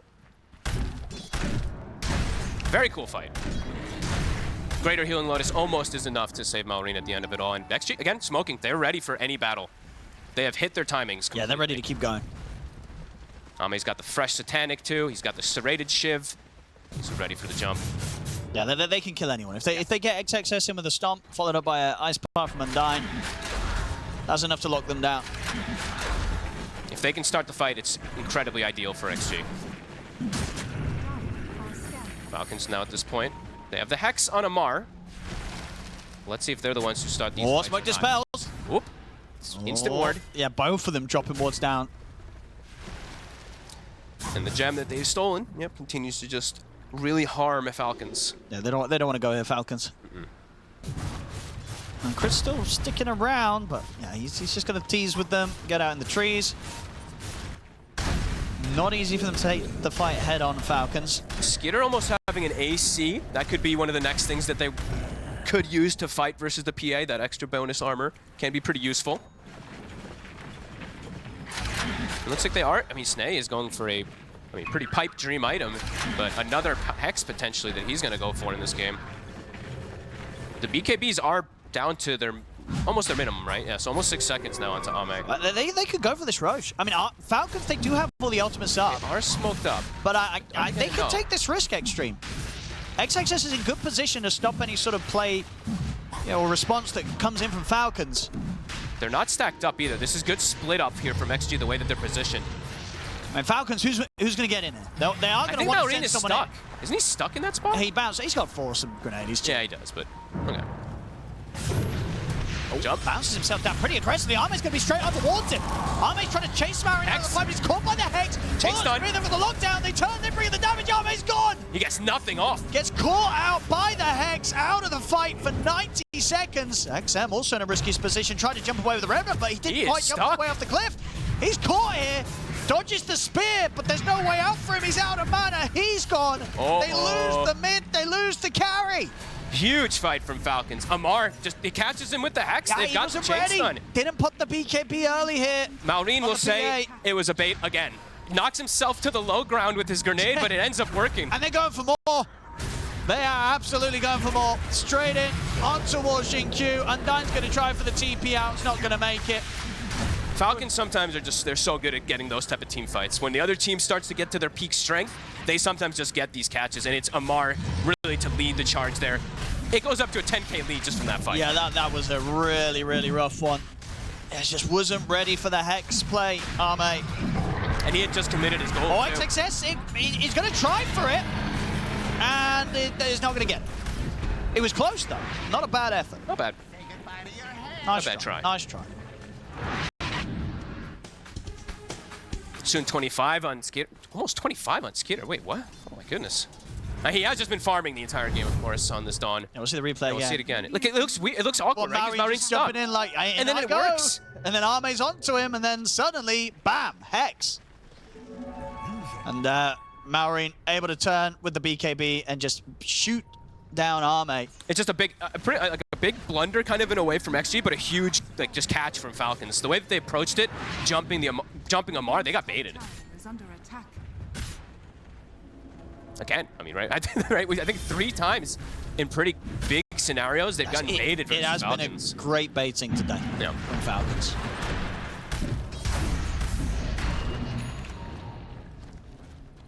Radiant's top tower is under Yeah, they really got a challenge now in this next fight. That set them quite far behind XG. Incredibly far behind. Now they have a secondary Hex in a second, right? I think Snaking's nearly got it done.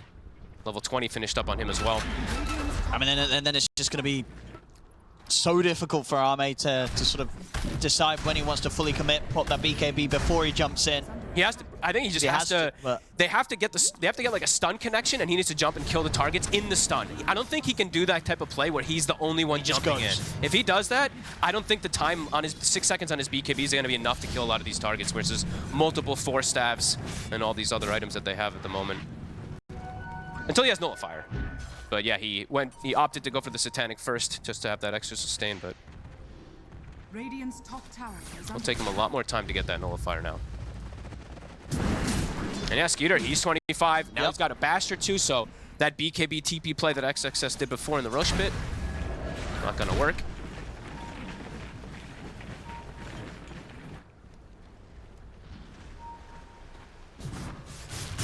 And Snaking soon to surpass XM, it looks like. The Tinker things. Another Tormentor. Lots of money. Lots of money when they've all got those shards. That's it. I think that is, yeah, that's almost his Hex done.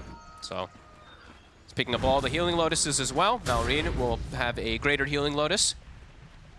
They built the block of cheese yesterday, right? Was it Falcons who built it? I know somebody built it. Yeah. Yeah, we had the world first block of cheese, I think it is. No, in a pro game. No, we had a block of cheese as a Dream League. Oh, did you? Yeah. Really? We had a couple, yeah, of the new one. JK then. I didn't actually see those games. I think it was only maybe 2 times. Okay. Maybe just one. No, I think it was 2 games at least. We had it. Amar now has a refresher. So yeah, the BKB timing from Ame has to be pretty much perfect. There's 3 hexes. Yeah. So much disable now at this point for him.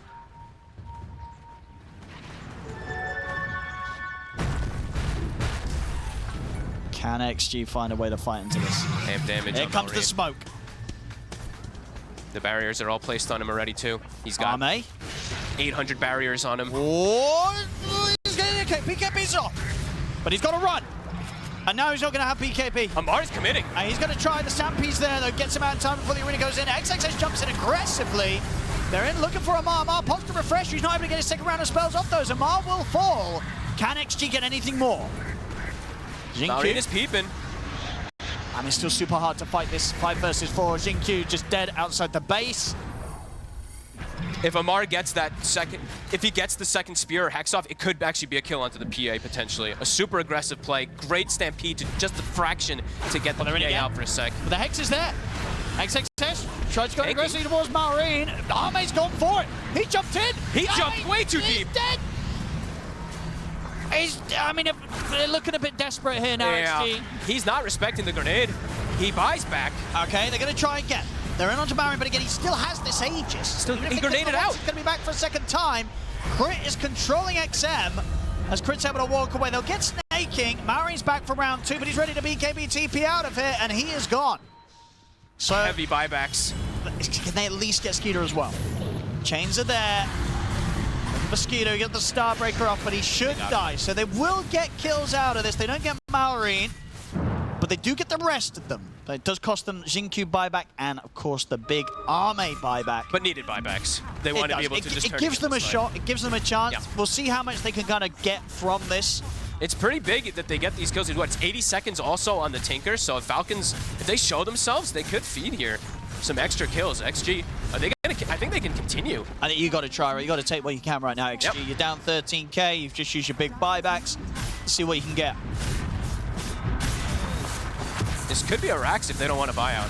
Amar, he's in. He's a buyback. And he's got that arena ready to go. They get the spear connect towards him. Chris in with a huge connection. Arme's gone for 2 minutes. And they get XM in the back. They tried their luck. They saw what they could get. They couldn't get a lot. They were quick with the buybacks, Falcons. Oh, Maureen dies to the, I think, the Pyrrhic cloak. But they do lose the PA, and they went pretty all in for that one. They did. That's 4 heroes dead. 3 of them the cause. 3 of them the cause without buyback, to be more specific. They went all in. They really did. But it felt like they kind of had to. They for the jump had plays to try there. something.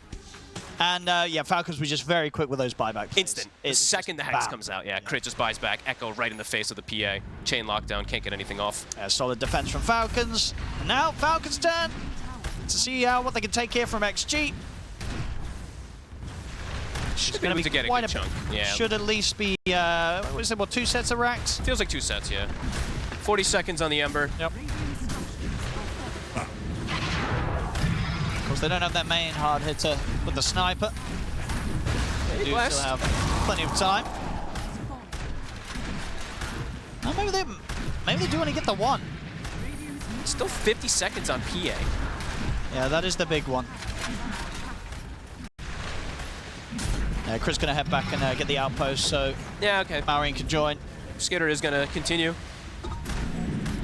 It's 40 seconds still. Ember respawning, but they're trying to get as much as they can. It looks like they will start to back out a bit. Not 2 sets. Yeah, I mean, they don't need to risk it. They know there's still going to be this timer where Arme, no cooldown for 5 more minutes. They win one more team fight, that will be the game. We'll see this replay again. They're pushing in, as you say, as soon as Amar's in, bam. Both Skeeter and Crit ready to combo off the back of it and put a stop to XG's attempt to just try and see what they could get.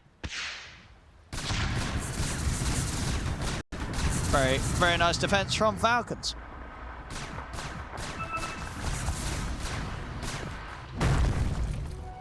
I saw you, Amar, queuing up Gleipnir. He loves the AoE bonus. he got rid of it now, but he was queuing it up for a second. He used to do the Bloodstone on the Mars quite a lot. Radiant are scanning.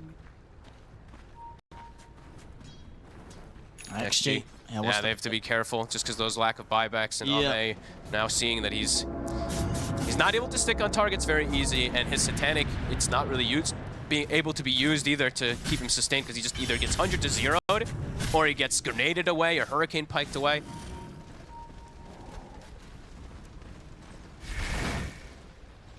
His growth has just completely, after the last big fight that they had around that Roche pit, his growth has completely stopped.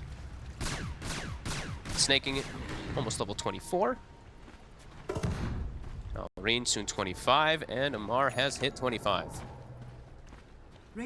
And he's gonna go the regen, so full defensive route. Definitely feels a better choice this game for sure.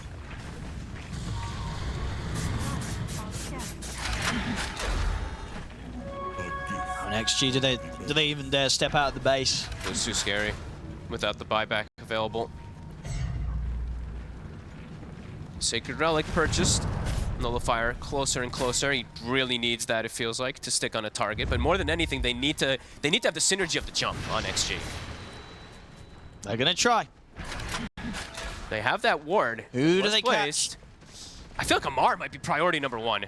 With the double BKPs, double hexes, double arenas, absolutely. If they can take him out, they get the jump. They'll get him. Big kill. Very good start of the play. They didn't need to use any BKPs themselves. They didn't panic. Now they're going to try and turn this into more. Obviously, Amar does have buyback available. They do have to watch out for that. XXS is going to show himself. They're going to make the move. Bit too tanky. I mean, did they have any further smokes on XG? Don't think they did. They don't, so it's difficult to make a play off the back of that. I mean, they really do want to try and fight. You know, this is quite the window, this opportunity to try and go where there's no Mars. Pretty much the biggest threat for them in these fights with the Hex plays that Mars has been pulling off. It's just scary, right? Versus the Earthshaker and the Dawn, right? The counter initiation that can come in. It does feel like they're hesitant because of that. Even though ideally they absolutely want to try to get more out of it. 50 seconds.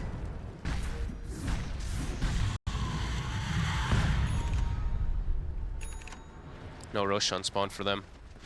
They're sticking in the area of it, though. And they've got smokes coming out now.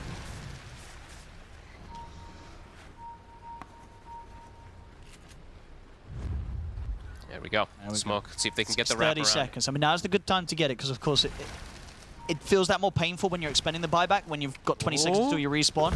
Marine gets the grenade off. Yeah, just in time. Still, they're going to try and close the gap on towards them. They miss it with the sleight of fist. Marine's got the BKB. He'll walk it off. Insane reaction. Gets that grenade off onto XXS. No BKB now for the fight. But Amar, he's coming back, and they're going to smoke. They're going to look for the jump themselves. Stampede is at the ready again for XXS. Roshan coming up very soon. Skeeter's level 28. My goodness.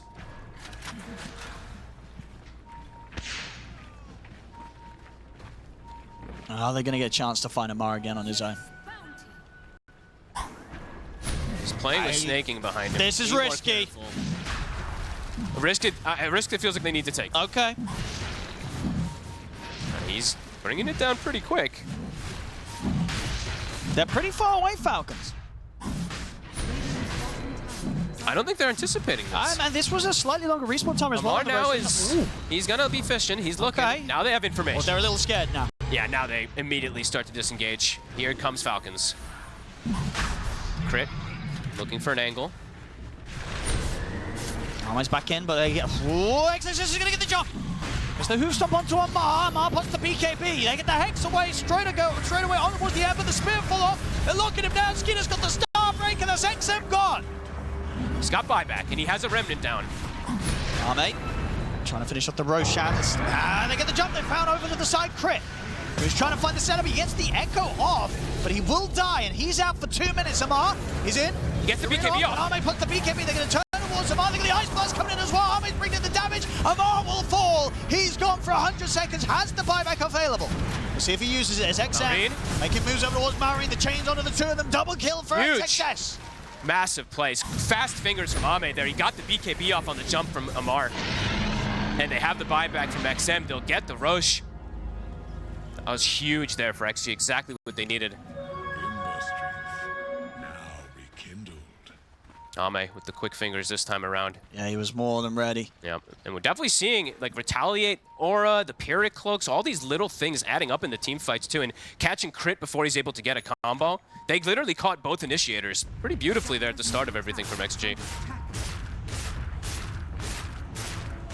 Now, what's the situation for Falcons? Are you using buybacks? Are you letting the racks go? I mean, you do still have tier 2s on the side lanes, right? So will you just let this mid racks? If they commit, you have to buy back. So they're going to use one. Do you need to use more?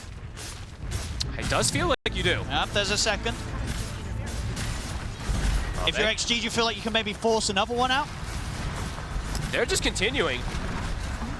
Oh, man. They can see if they can force another one. They'll get the fortification from them. Amar really doesn't want to buy back. His ult's not up yet either. Towers are dropping. 20 seconds. They're starting to back off now, XG. Oh, no, okay, they've got a big creep wave. Maybe not. Double catapult wave, too. Back in on the tier 4. That's the Ancient exposed. 10 seconds still until the Mars is back. They'll respect it, though. They'll start backing away. They got an insane amount in that fight, and also getting these racks. Huge. Now they can back up snaking. Won't get the Shrine of Wisdom. They won't be able to catch him there. Kind of close, though. Radiant are scanning. The biggest move XG has made all game. Absolutely. We'll see it again, this Roshan fight. Perfect way to pretty much start it off. It's, well, I mean, XXS dying, but they bait Amar to use some spells that he's not using on Ame, right? So I feel like that's actually pretty important. And then Ame's able to, yeah, do quite a lot when they catch Crit on the side here. Yeah, that was a big catch. I mean, he gets the Echo off, but being able to make that jump. And then, yeah, look at this. The BKB comes out super quick there, Amar. Maybe lost vision or something for a second before he could get that Hex off.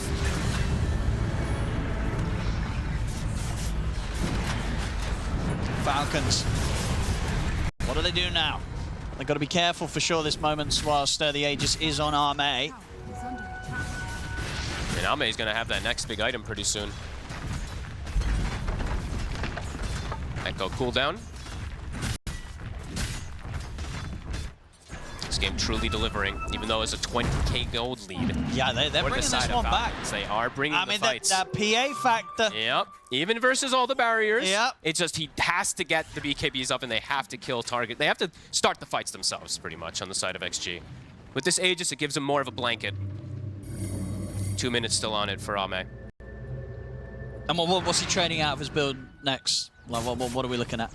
Are we in rapier territory? What do you think he's considering? He's got a lot of money. Just gonna go refresher. It Okay. looks like. Okay. It's the safe one, especially in this game against all these stuns, all these hexes, right? You need the BKB durations. There's not that many other items you can really go for at this point either. They're on the hunt. Invis. There's XXS with the gem. Okay, Sees they're him. gonna see him. But Amar's quick with the BKB. He'll get it off. He's gonna offer the TP out. There's a lot of damage though. Woo! He's out in time. Only just. The casual gem catching through. AA Blast will hit the fountain, but he's already healed up. Falcons not wanting to take a fight until that Aegis goes down, it looks like. Still 70 seconds on it for Ame.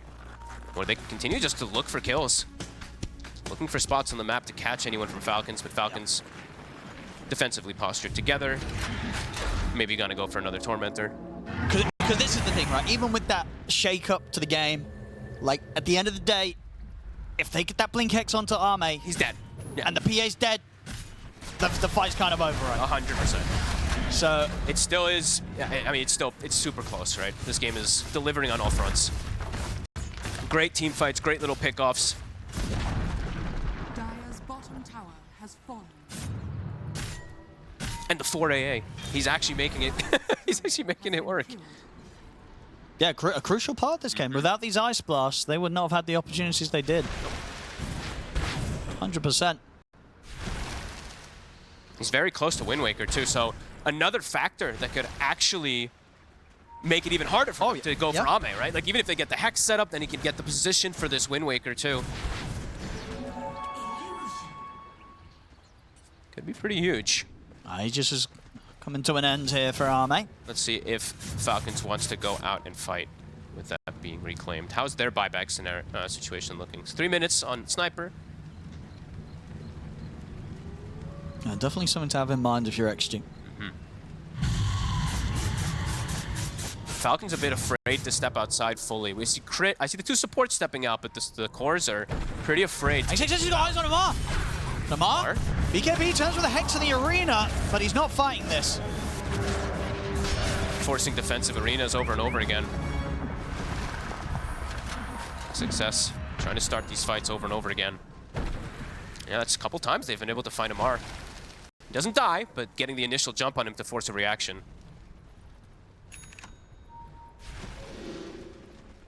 And imagine Arme with a refresher, he's not going to spend up, right? He wants to hold buyback. Yeah, he's going to be pretty close to having blood soon.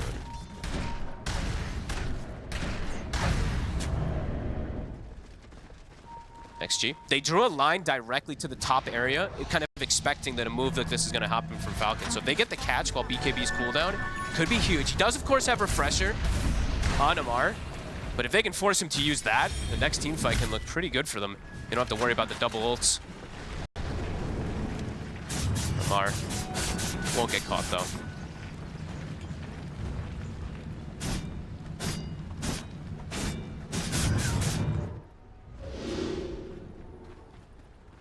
Oh, mate. How many shrines of wisdom have they gotten?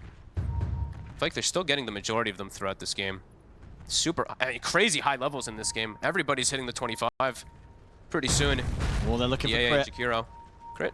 They know he's up here. XXS. It's been excellent. That's another gem.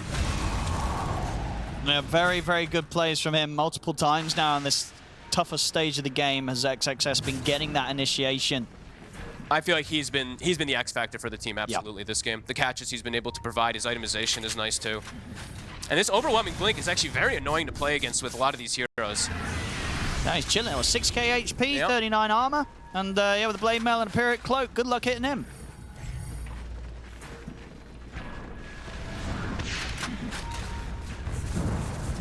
Can they get in on the push? Yeah, how much max HP has he gotten? Does it? Oh, it says it. Oh, that's nice. 840 HP he's gotten from Rawhide. He's in! Jump! It's on Maureen. True line, he finds Maureen. Maureen has to put the BKB. He's going to get the back from the Solar Guardian. They're going to try and burst through the Centaur, but it's taken so long. He's so tanky. Can they actually finish him off? Finally, they'll get him, but Skinner took so much damage in return for this. He's dead, and now XM's chasing them towards the fountain. He's ready to dive in. He's able to pop a bar in the base as the Ice Blast debuff was still on him. They've killed off the 3 of them. A buyback will come out from Bar.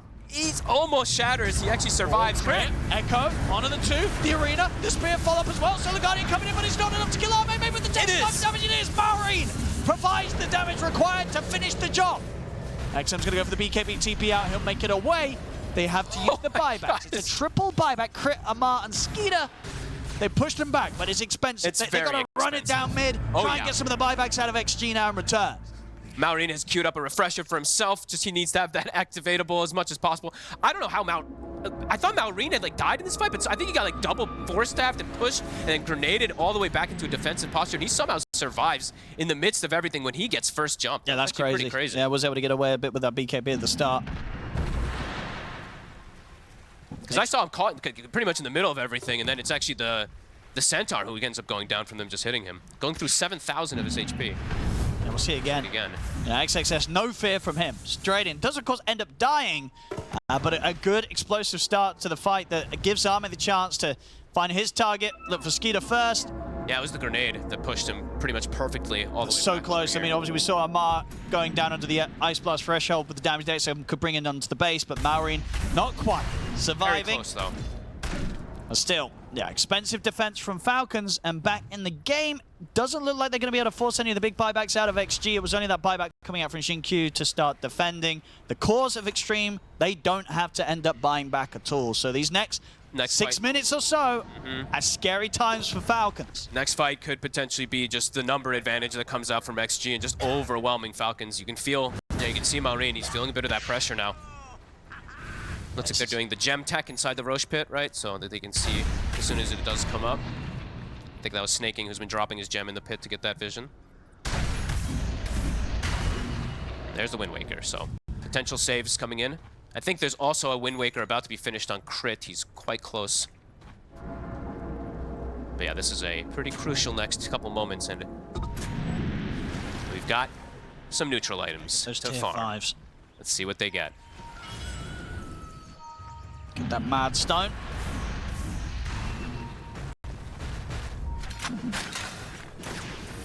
Let's see what good stuff people are able to find.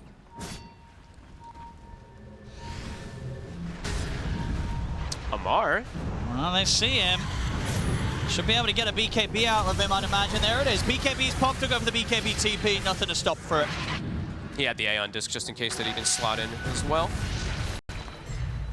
Constant BKB TPs. I'm surprised that no one's like, someone get a basher at this point. So I think we've seen like 6 or 7 BKB TPs out now. They just don't really have the slots for it. Yeah, they don't, right. It's like, yeah. I mean, Arme can try and play, obviously, with something else in the slot other than the refresher, but... Yeah. Maybe you tell, like, XM to buy the Ember Basher. I mean, that's my kind of build. If you're feeling lucky. I mean, it is what it is, If you're feeling very lucky, maybe on that slot you'll get the bash.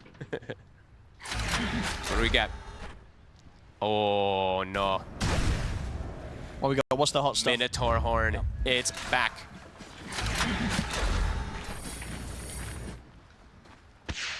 Nice. Timeless one as well, too, for Snap. So that debuff amp is going to be very significant.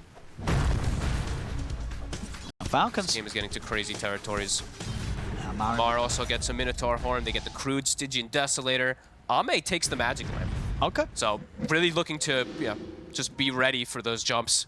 I mean, that's big, right? If you get that strong Dispel, it's that extra chance to get out the stun, be then able to pop your Satanic and bam it, especially as a PA, right? You are that kind of hero that even if you get dropped that low below 20%, you can instantly get back up to 100% yeah, the full heal from a crit or such. So Spider Legs nice. Also. Man, they brought back some pretty broken at tier 5s. Yeah. Kind of forgot a couple of them that they brought back, but then I see Minotaur and Spider Legs, and I'm like, oh god. Okay, so XM taking the we're taking the Ys, so we can get that level 30. So that's 600 XP per minute. Oh, all right. Sure. Stygian Deso, he's going to be applying a ton of minus armor now for the PA also to thrive off of Roche. He's up. And they go. Well, okay, careful. It's getting aggroed out the pit here by XXS. It's getting pinged. Do they fight this Falcon? I mean, you don't have all the buyback. That's Snaking's gem in the pit, is it not? Right? He has vision. Am I mistaken? I think he dropped it there, right? Yeah. So that Snaking has used his courier to drop the gem, so they have vision in the pit. And they're not grabbing it. So Falcons has full information inside that pit. Why don't they grab the gem? I don't know if they saw it. They're probably thinking about so many other things going on that they're not thinking about a gem being in a little sneaky spot. But they did. Yeah, they just stood next to it. They probably didn't see it. Look, it's sneaky one. They're looking for the jump though. Success. He's in. Who's stopped? There's the opening onto Amar. Do they have follow-up in time? The Eldest is going to be there. They made the jump over towards Amar. Amar's able to get the BKB off. Arme trying to stay on target. The Ice Blast did not clip on towards Amar. Clipped onto Mosquito. Arme's going to chase on forward, but the Refresher taking the on this. Stampede. Arme's doing everything he can to try and bring Amar down. Amar misses the spear. Arme should finish him off. Eventually, Arena's out, but somehow he's still alive. He's still alive. Arme couldn't kill him. Amar is going to get a walk away and TP out of it. No way he gets out. How he just walks away? Oh, man. Now they'll see the gem, so they'll get that now. But, now they'll get it. They get the jump again on XG, but nobody dies. Yeah, I mean, it seemed like everything was just focused on Arme trying to get Amar. They both used their refreshers to double BKB to chase each other. That was a wild chase, but Amar, yeah, GQ! He's got an Aegis! Oh. Okay. Yeah. I wonder if that was intentional. I guess maybe. Why not? I guess because he doesn't have buyback. It's time to shine. All right. That's true. Yeah, his buyback was up soon though, right? Is it? A couple of minutes. Yeah. I don't know. Whatever. Okay. Well, we'll see if it matters. Yeah. It could definitely matter. Ame will be getting his Ags next, since they did have the Roche, of course, on the bottom side again. He doesn't get gifted it. Radiant's top tower is under attack. Book of the Dead shoving the mid lane. oh yeah. This game is just pretty much all about team fights now at this point. It's been like that for some time. But nobody's got a rapier. Who's going to get the catches? Somebody's got to get a rapier. I'm looking at Maureen, I'm looking at Arme. Somebody needs that extra bit of damage to push these fights over the edge. Yeah, but nobody wants to get one on Falcons, because then if they die, they give it to the PA, right? You know? It's like, yeah, I guess that's Arme's plan. Like, well, I'm not and same as Ame. It's Ame's like, I don't want to buy one, because then if I die, they get one. So they also just they have to sell something if they do want to go for it. Feels like their items are all pretty useful. Yeah, but I said Arme can play with the slot right with the refresher. Yeah, I mean Ame of course can, but I mean, honestly, after seeing that versus Amar, like, there's potential. Yeah, if you have a little bit more damage, then you're killing that Mars. Yep, definitely potential.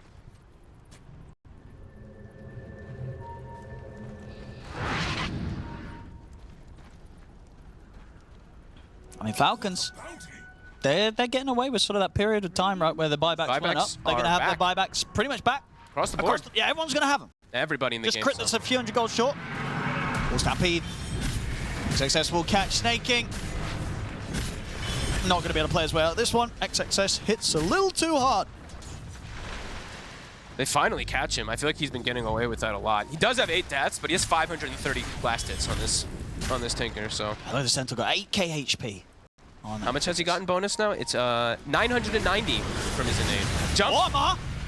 Got the BKB off. First the Hex as well. But Amar's got to continue to run. It's the Minotaur Horn. Has got the refresher if they do make the jump over towards him, but they won't. He's able to get back out of there. So this is one of the BKBs down.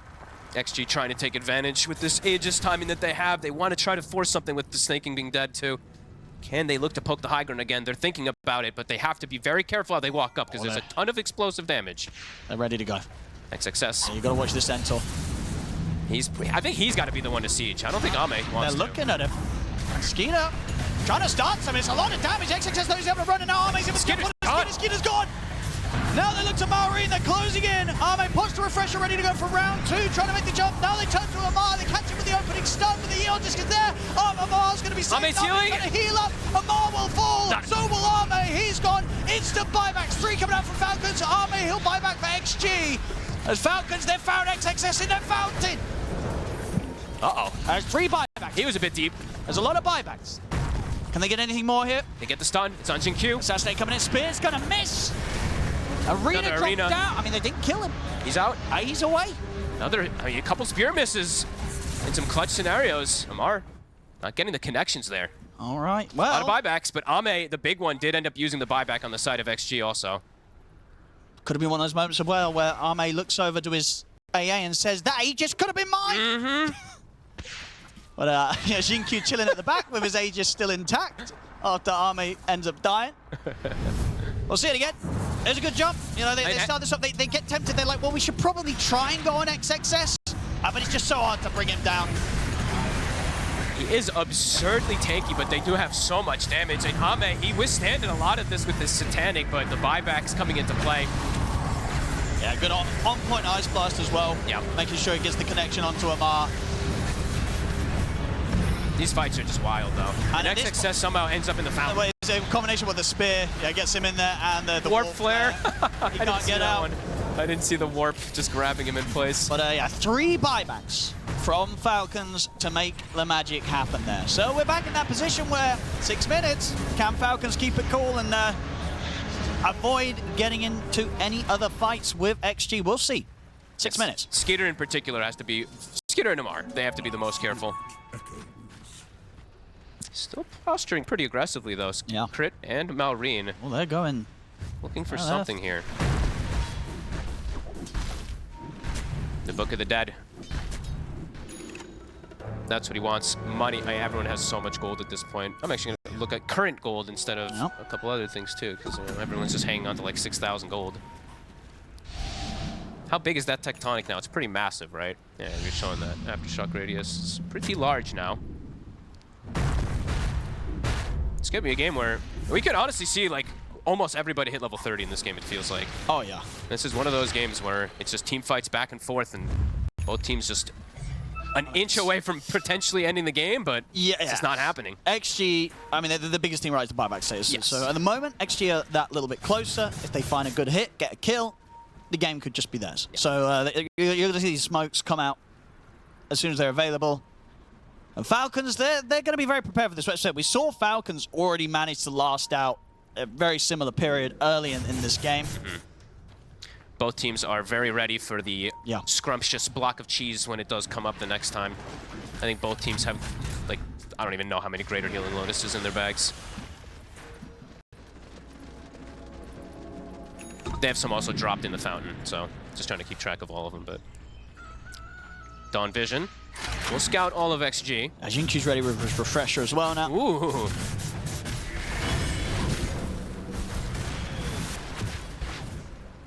A little scared XG. I mean, everyone contributes so much into these fights. It's like everybody has a very big purpose when they've all got so much farm and levels.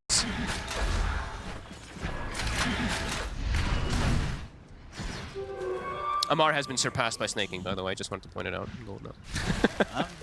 Everyone is soon to be in the 20Ks. As Falcons very patient, waiting for their buybacks. And they're stepping out a little bit with the smoke. Amar is stepping out a little here. Oh, he's going up here. He's walking all the way in. They get vision. Okay, they see him. They get the catch on towards the Jakiro. Should be Freebie's going to go for the Ghost Scepter TP out. Surely they've got ways to stop this. Okay, apparently they don't. I thought they did. They did. They had lots of ways. What? I mean, they couldn't stop that TP fob? What's going on? I mean, it's 71 minutes in. I guess give them a break. They were wiping their hands or something. Yeah. You know, who knows? I don't know. Okay, sweaty hands. Sweaty hands. It happens. All these things matter. He gets away. Yeah, so he gets away. That would have been a big kill. It's a big kill because he's got Book of the Dead. Yeah. So he's going to send it out again while he's alive. They couldn't kill him. And he is starting to rack up the levels. The wise Book of the Dead is adding up. And Xingqiu is just farming. Yeah, they want to try and get these next round of tier 5 neutrals. Yeah, XM wants to get his switched out because he's already had the benefit of the Wise. He's level 30 now, so now he can look to get something else on the enhancements. What does he want to take? On enchantments. Enchantments, yes. Enhancement. Another magic. Hey, it's the same. And he's fleet-footed now, too, so a fast AA. Magic Lamp definitely feels like a very good tier 5 now. It's nice. It is very nice. Arcane Rune top. Pretty big one. Jinq will grab it. Buyback still 2 minutes. XG inching forward. I'm keeping just pointing out XXS's HP gain. He's at 1,080 now. He's actually at 7,000 HP on the Centaur. That's the Rawhide, sorry. It's the innate that he gets. Yeah. Infinite scaling, baby. And we honestly, Owen, you might be right. We might be getting pretty close to these rapier territories because everyone's surely right. 9,000 gold on It feels kind of right. heroes. It's a 72-minute game. There's no rapiers. We have a sniper and a PA. Nobody feeling the need for them at the moment. There we go. Yeah, he's got a new Stygian now. What did he get in it now? Yeah, he got fleet-footed as well. Yeah, so he's very speedy. Yeah. At this point, they don't want to be using boots, right? No. So they want this extra move speed to the extra slot. XM actually has to carry the gem too, so he has to use a slot on that because he's one of those heroes that bypasses into the back lines, and he needs to have this gem versus the Glimmer. I'm actually shocked that they didn't. I'm happy, but I'm shocked that they didn't make like a tier 5 like plus neutral that gives you vision, right? Because gem slot is something people have talked about for a really long time. But I'm glad they didn't because I think that would break things quite a lot. It helped cores too much. We don't need to help cores more. Rosh, it's back up. Time to go for it. Yep. This time, I don't know if Xinqiu's taking another Aegis. Well, maybe what if he does. Maybe he does. He's like, boys, that's mine. Roshan going for a walk. Yeah, ready to make that block of cheese. Yeah, in the pit. He's got it locked. He's ready.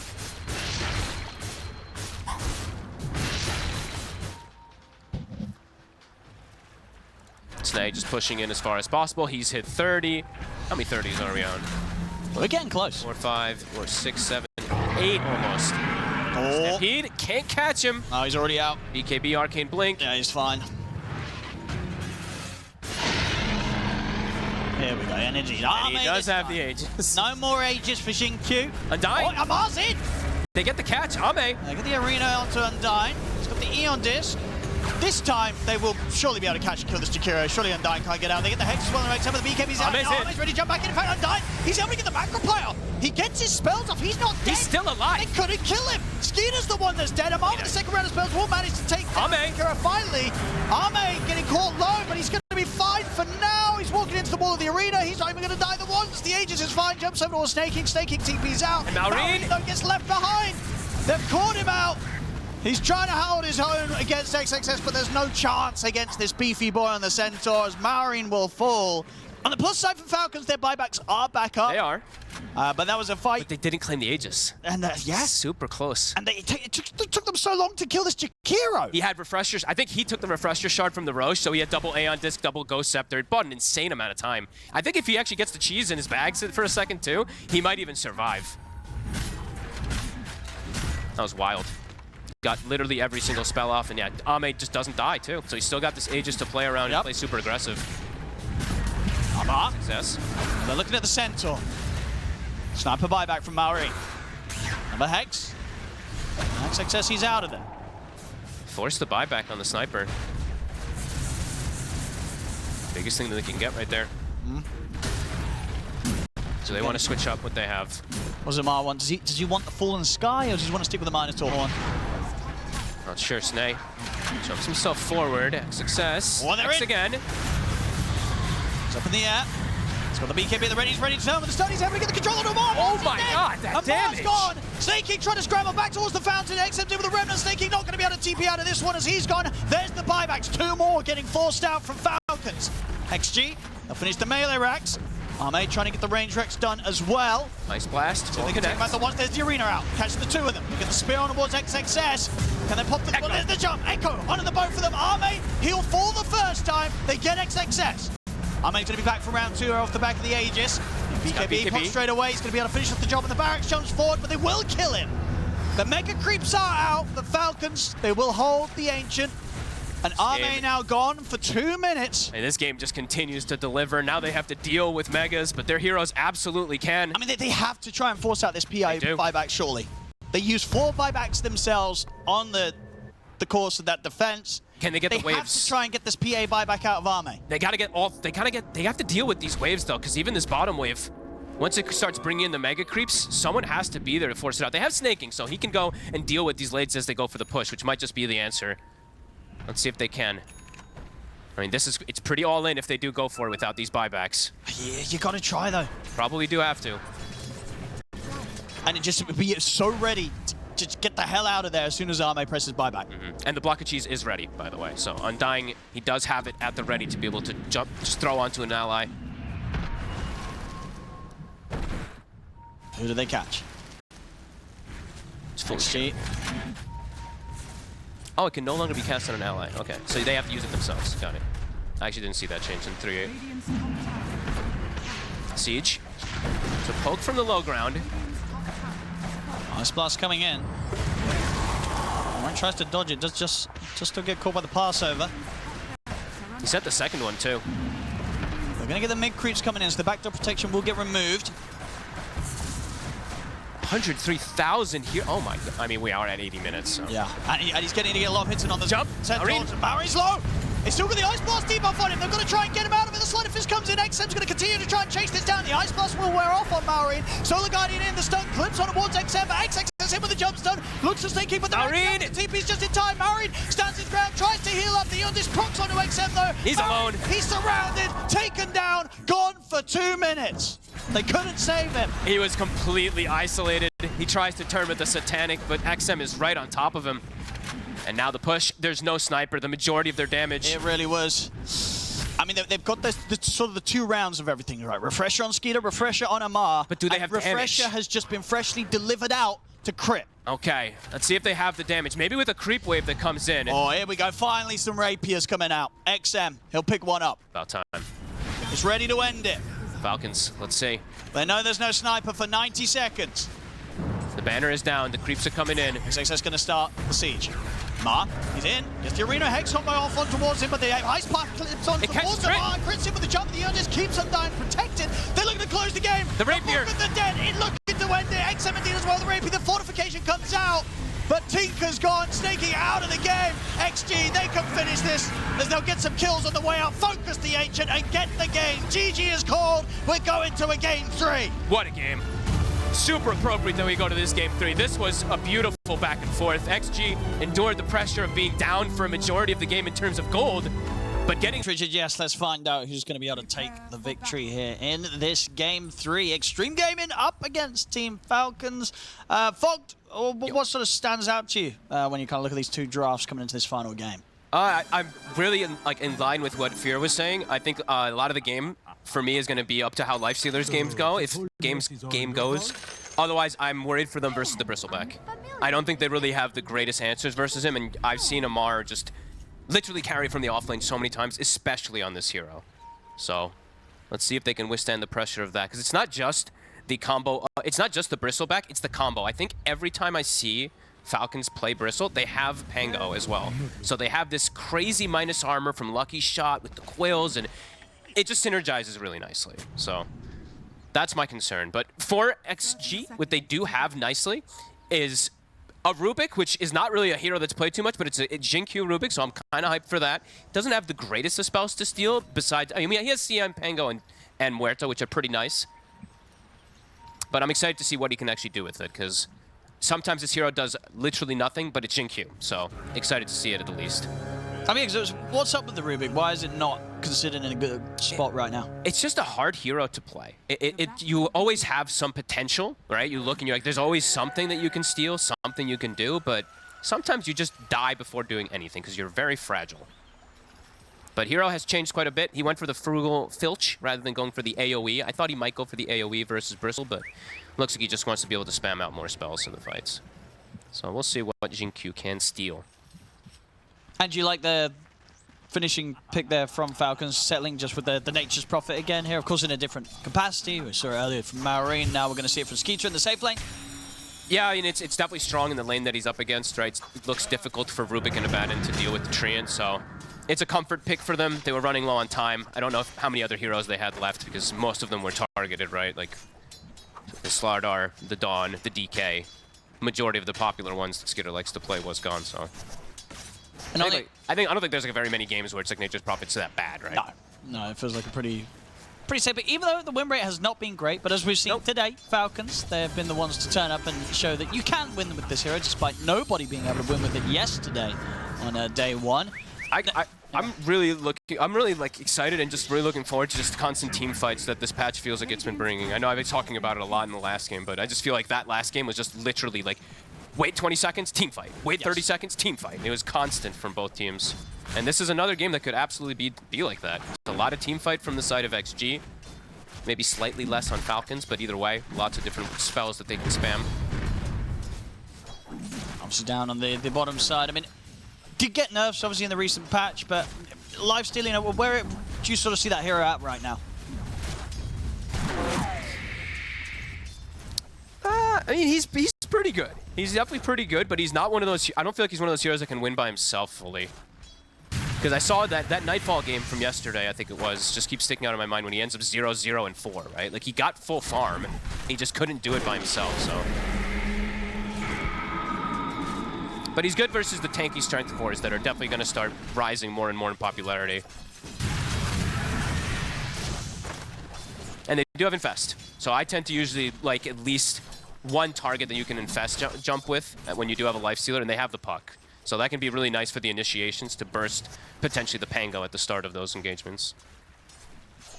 Yeah, pretty close so far in the mid matchup. Yep. 14-2, 14-0. XM and Marion getting equal amounts. At the moment, it's a bit of a slower start for XG on both of the side lanes, especially that down bottom. Only 6-2 for Arme so far against the 13-2 on Amar's Bristol. So proving to not be an easy time in the first few waves. Yeah. Amar's already got the null. The spam continues coming out. He's got extra mana regen to spam too.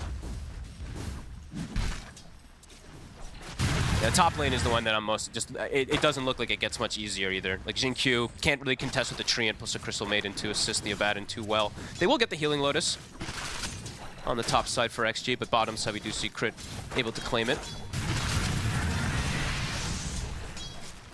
So difficult to ever go onto Amar.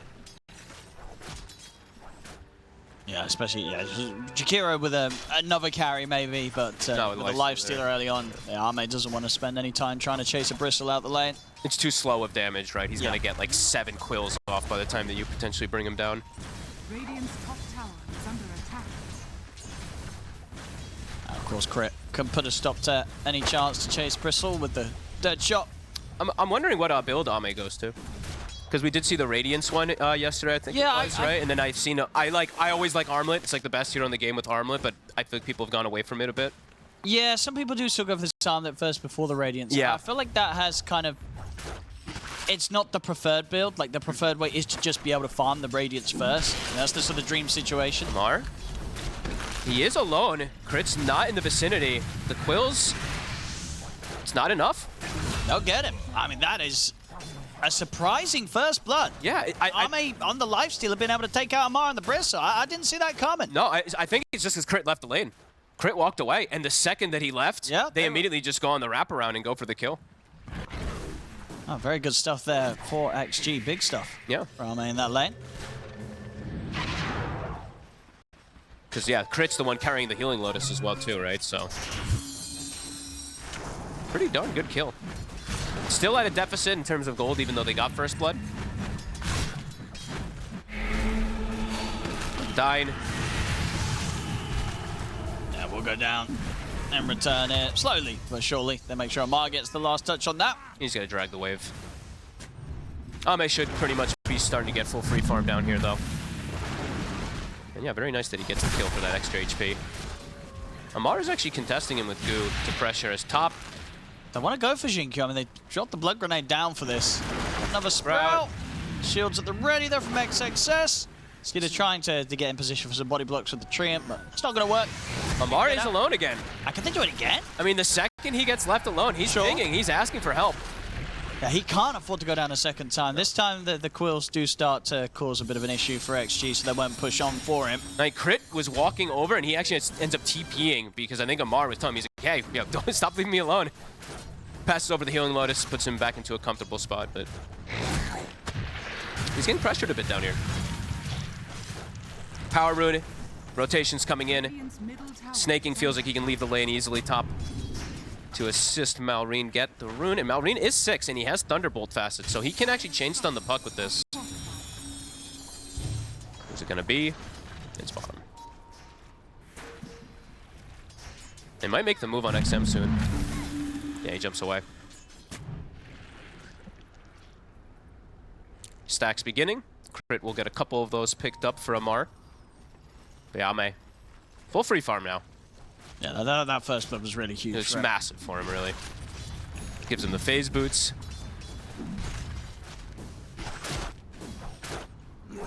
They're still playing around the mid lane. Xinqiu's in the area to assist, but he's only level 2. It's a level 4 CM. Malrine looks like he's going to invis and maybe go for what? Shrine of Wisdom? Potentially, if he wants to go for that play there, because he's got the roll. We'll see how set up they are for that on the defensive XG. I mean, they're beelining it to the shrine. Xinqiu sees snaking it, but Malrine might catch them off guard. They're bringing it back up. Backup's on the way. They're going to try and get it on towards Xinqiu, but it's a good ice path down onto the two of them. They're still with the shield crush rolling. Thunder's there. They'll look to Xinqiu. The shield will come out. Give Xinqiu a little bit of extra chance to live. Malrine can even find him. He can't. Xinqiu's going to be fine. And Malrine has to TP out with the remainder of that rolling Thunder. Wow, they bring the squad. They brought literally the entire team to secure that. So it does give up lanes, at least, to the Bristleback now completely. But they will secure that shrine. And they do save Xinqiu. So Rolling Thunder used to not get a kill, and they go back to their lanes now. Yeah, they'll switch it up. XXS down to the bottom. Arme will stick up on the top. I think that's the first time I've seen 5 heroes turn up for the 7-minute wisdom. Actually, I think we maybe had that happen yesterday, too, when they were... Because both teams have been... A lot of teams have just been contesting those wisdoms a lot more. Arme.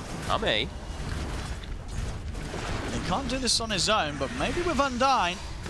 Look, grenade down as well. He's on Skeeter. Skeeter's got no backup. There's nobody coming to help him. Nobody had a TP? It's cooled down all around the clock. It was...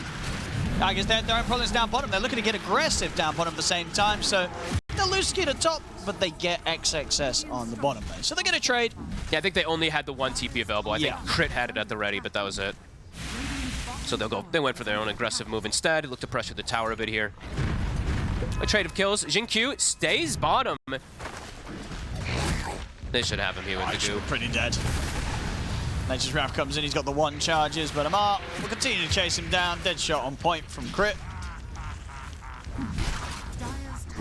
Amar, even though he gave up that first blood, he's the one on top. There is.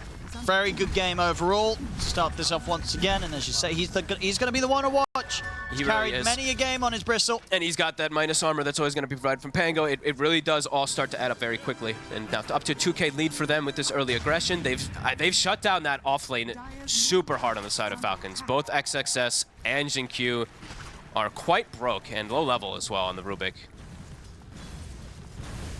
XXS, he's got to be careful on this bottom lane. Still level 5. They can dive in for him. No, they will.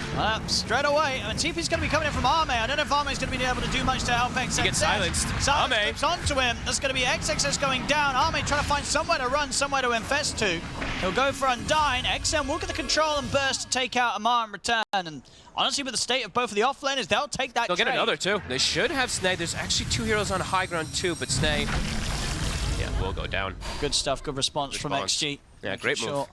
That they're down there and getting 2 kills, one of them being the big one, taking Amar out. But they do lose XXS again. He's really, really struggling, and he was the X factor in that last game. His Centaur was amazing, so him struggling could be pretty problematic for them. Even though the Lifestealer and the Puck are doing well, just having this Abaddon have such a hard start.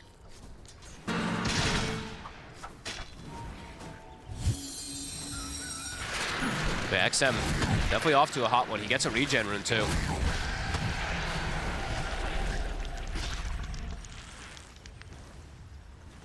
Now Falcons immediately ready to continue to put the pressure onto this bottom tower. Pushing Ame out of the lane. And Ame's trying to hover around and grab the creeps, but again, it just sort of continues to be a dangerous place. He might just switch up to the top lane, yeah. He'll take the twin gate up it. Yeah. Doesn't want to risk things around that tier 1 tower. And they do see it. They have a ward, so immediately Skater's going to leave that top tower also. He was actually trying to defend it, but once the life stealer comes through, he ditches. And that should be a tower and some recovery for XXS. The pressure mid here with the catapults. XM. Alright. Oh. Doesn't have mana for the jump. Yeah, not able to make it over the cliff. Matter. Silence comes in. Crit, having the control, and Skeeter brings in the damage. Marion going to see if he can find more potential under the tier 1 tower, but TPs are coming in now from XG. Ame trying to chase down Crit. Shinkyu, he survives. I mean, Ame's going pretty deep for this one. Rage at the ready to dodge the dead shot. He wants the kill. He's not going to get it. He's got to use the Infest now, but he's caught in the Sprout. Ame frostbitten up as well. He's just dead. Oh my god, and Nauri lives. And Undyne, he'll fall as well. Deadshot comes in. Oh, that was... I mean, we're talking about, you know, them getting baited last time around. Obviously, it didn't matter in the end of that game, too. They did end up winning it. But this game, so they're getting baited again. Ame, he just really wanted Crit. Oh, and they didn't get him. They had, like, what, I think 5 HP on both heroes. The Pango was getting chased by the Jakiro because he went for a swashbuckle under the tower, lives, walks away, and Ame commits so hard it ends up getting brought down. I think it was, what, a Lotus that ends up healing Crit at the end. Saves him the last second. And then the counterplay as well. I mean, he tries to get away with the Infest, but Sprout's there, and you can't Quelling Blade out of Sprout when you're inside a creep. You're stuck. Too deep from Ame. They get punished pretty hard there, and we saw the big Wrath of Nature damage coming into play from the side. Skeeter does have the Maelstrom finish now too, and Amar will soon have his Aghanims after this timing, so... I imagine Ame will not go for those sort of moves. I feel he doesn't need to go for those aggressive plays, right? He was having a pretty clean start. Before that, he was 3-0-2. He crippled his game pretty hard. He's got to just stick to the creeps for now. Get that farm. He does not want to fall too far behind in terms of farm, because that, you know, Lifestealer overall, the farm rate can be quite a bit slower than something like a Lifestealer or Bristleback. Or sorry, than Nature's Prophet and a Bristleback once they start getting the ball rolling. Yeah. They can just clean up the map so much faster. Feels the necessity to fight, obviously going for this armlet first. We'll see if he does still go back for the Radiance afterwards. Yeah, he hasn't committed for anything else of it just yet. He just went for the Helm, so we will see. But the farm for Falcons, it's looking at very good now after that fight. Yeah, I mean, there's the thing, right? You know that Amar's going to be farming very quickly on his Bristle, and as we've seen on a Nature's Prophet, they always farm. You can farm in a manner that none of the cores or heroes in general on XG's lineup are going to be able to keep up with, right? Nature's Prophet, once he starts getting the ball rolling, he's going to be the fastest farmer on the map. Exactly. Amar, the only one to contest that. Yeah, and Maureen, he can sack a bit of his farm because he has these 2 carry heroes from the side that he can just play more of a playmaking Pango. He's got a shield rune too for this next engagement, which should be pretty huge, potentially. Diffusal's done, and he got Orb of Destruction. Yeah, big Didn't point it out earlier, so he's got some big timings. They're going to smoke with that. Yeah, super fast Ags as well on Amar. He does have it finished, yeah. Okay. 13 minutes. Yeah, this is the timing. XG has to be able to withstand the pressure that's going to come in these next few moments. Get the time for Ame to be able to try to farm. But yeah, he really got slowed down so much from that death. Yeah, he has to be so confident that the fight's going to go well if he turns up. Yep. Other than that, he's got to ignore the action. Oh, they're stacking. Get at least this online. Jinkyu stacking some camps. They get the scan. Amar is getting the wraparound. XM. He'll scout it. They might just settle with stealing the Ancients. Yeah, looks like Amar is going to do that. Hanging on to their mid tower, XG. A lot of damage onto Puck. Maureen feels confident with that shield rune to show. As he steals the Ancients. Yep, it's going to be level 12. Yep. Well on the way to having the money for the shard.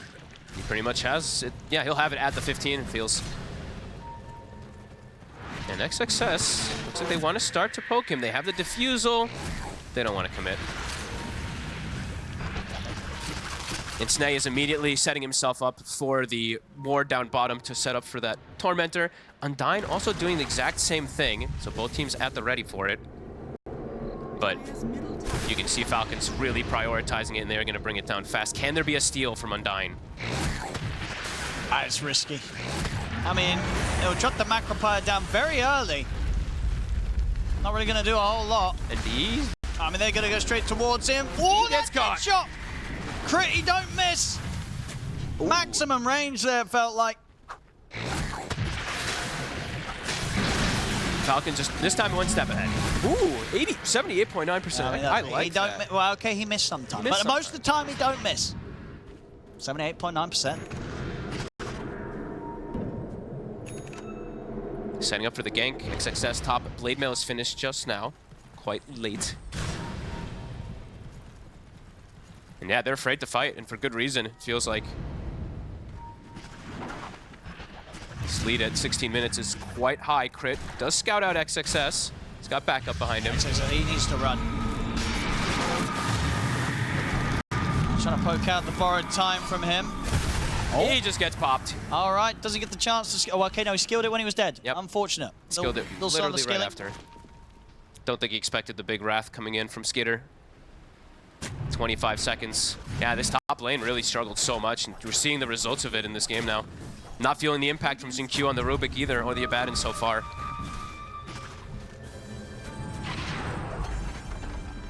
Samar, the siege begins. That shard's done. The Ags is done. Coil comes out, catches a big target. They'll be able to blow him up. Submarine out. Armate.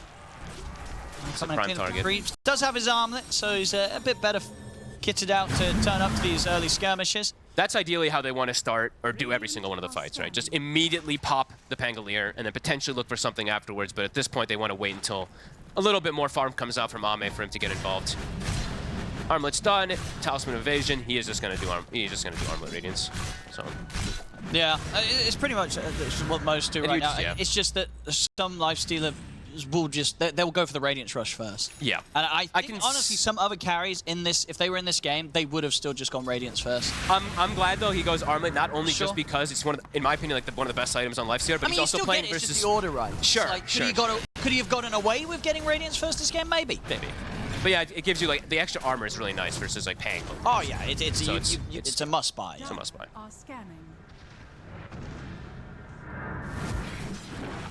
Farm continues to just grow that much faster for Falcons during the downtime, and smoked up. Now they're ready to fight again. They want to get Malrine to have the angle to get the start, not to get jumped himself. Power Rune coming up in a moment here.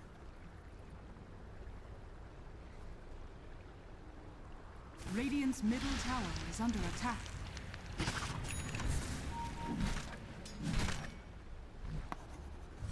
Ame getting some good time to be able to chill under no pressure to get that farm. They are making the move toward him now, though. Uh-oh. See if he sees it coming. See if he's ready for this. Mar, his call is to go for the Rosh. They do get the scan out.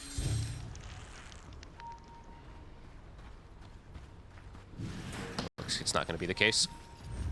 Slower paced game. Both teams patiently waiting for timing. They're going to smoke up now. Coil's at the ready.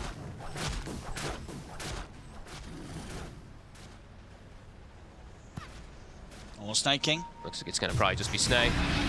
Looking to save the Coil if they potentially can. They actually end up throwing it down, though. They miss a few spells here and there. They did, and they're scared to full commit. Are they not going to kill him? Come on. Give it Ame. There we go. XM takes it, okay. Quite the effort, but they get the job done. The Crystal Maiden has been conquered. It's quite a lot used, though, right? They use a Macropire and a Coil to bring him down. So now Malrine, he's under no threat for the next 40 seconds or so, since that Coil is down. And Amar immediately goes to siege toward the mid lane. So they do get a kill at the least, but it's a pretty expensive usage.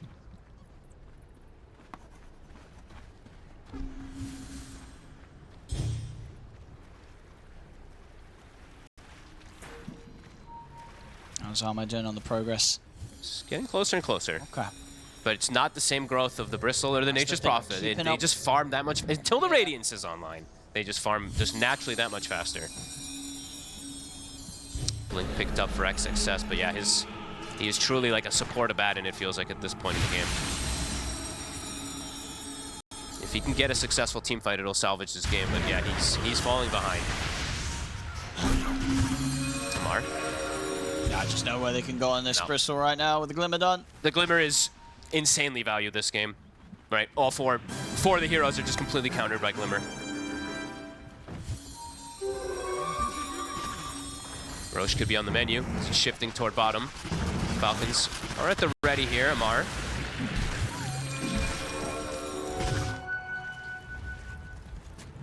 XG looking for the swing around themselves. They've got the blink on XM. He's got Witchblade too, so he can get the distance to try to find Malrine, but that's what he has to do. He has to find the Pango. If they don't kill Malrine at the start of the fight before he gets Rolling Thunder, it feels like it'll be disastrous. Unless Xingqiu can steal it or something, but we'll see. Roche is dying. They're gonna make the jump. So they're gonna quickly do a crit. They'll drop the Macropire down for him and the Dream Coil. They threw everything onto the support again. Guess they didn't feel like they could commit into the Roche anyway. They just wanted to settle for the kill, but a lot committed again.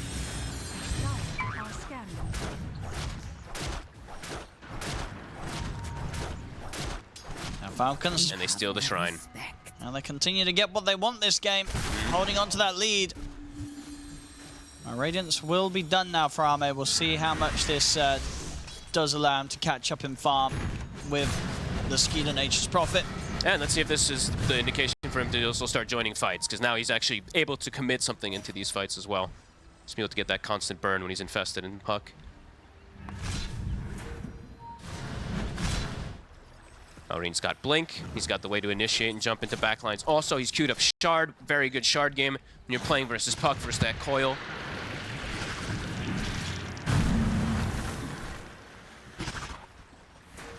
Amar.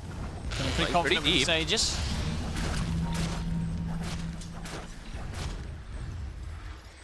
They don't know where the rest of the heroes are, though, so they can't really commit to try to bring down this Aegis. Snaking in the vicinity. Good steal of the rune there, XXS, taking away that shield rune from Malrine. Actually pretty important. Arme.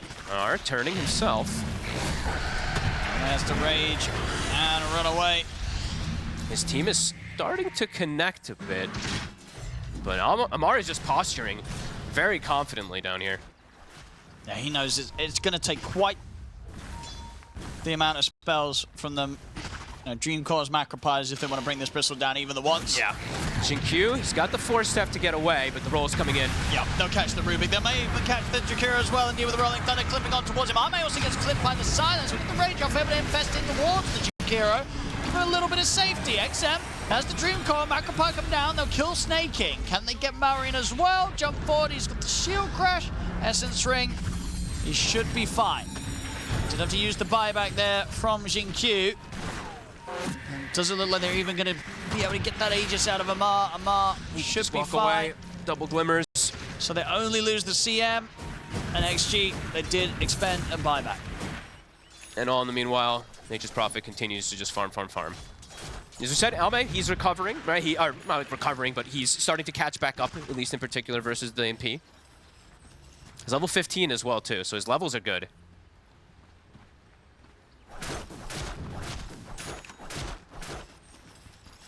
That's the damage. Look at the Parasma now on XM. And XXS in that he didn't also get a decent amount of time to sit back and get some extra farm too during that, so he's actually recovered a bit there too. Malrine's the one who's starting to fall behind on this Pango. He just has to play very careful, and I think there's just not really much farm on the map when he's playing with a Nature's Prophet and a Bristle, so he is getting behind because of that naturally. We'll have the amplified damage room for the next fight. Could still look to take. We've still just over a minute and a half left on Amar's Aegis. He still wants to play incredibly aggressive. He's looking for Undying. Can't quite get the kill there. Stop XM. He's just got to go for the TP. Actually gets himself out. If he jaunted, he could be in trouble. Snaking was there. Very farm-heavy game. After such a such a constant fighting one last time, now it's just 9 to 10. They've got a timing. They're gonna go. This Parasma with the Infest. I'm still there. It's into a Bristle that still has a minute left on the Aegis. It's true. Is that really the target you want to find? Malrine is still heavy priority. I think his shard is about to get delivered though, so this could turn the tide of the fight if he gets that shard off. We'll see him here. And they don't want to throw That's anything. not the one they want to see. Yeah, they can't go for the bristle. The worst target they can possibly find. But they wanted to try to set up, his Tormentor also is coming up, so they wanted to be in the vicinity for it. Falcons, they're just going to wait for it.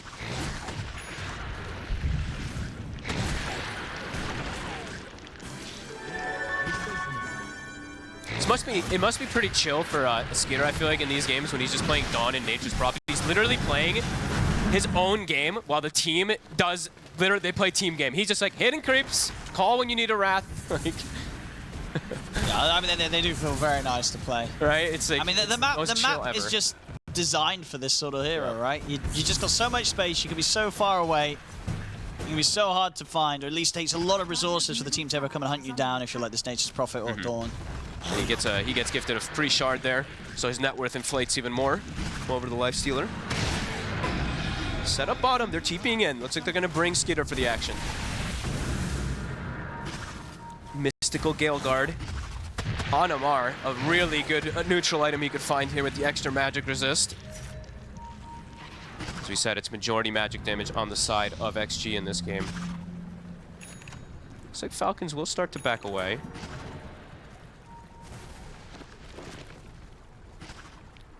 And bye-bye Skeeter. Back to the top lane. They're infested up, so they're looking for a catch, but Falcons have already retreated.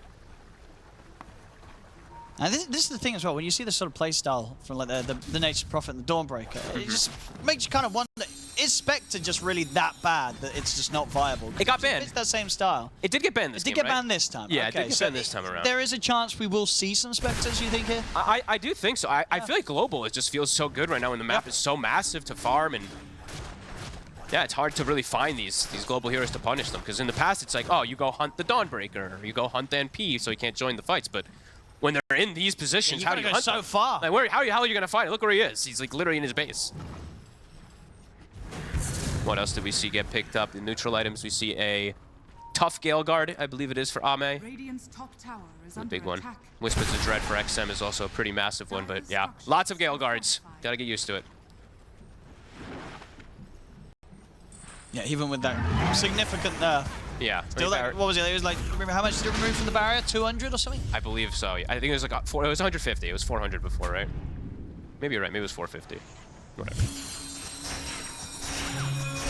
Like, barriers are a thing, you know? When they first introduced them, it was immediate that people were like, wait a minute, these are good. When was our last kill?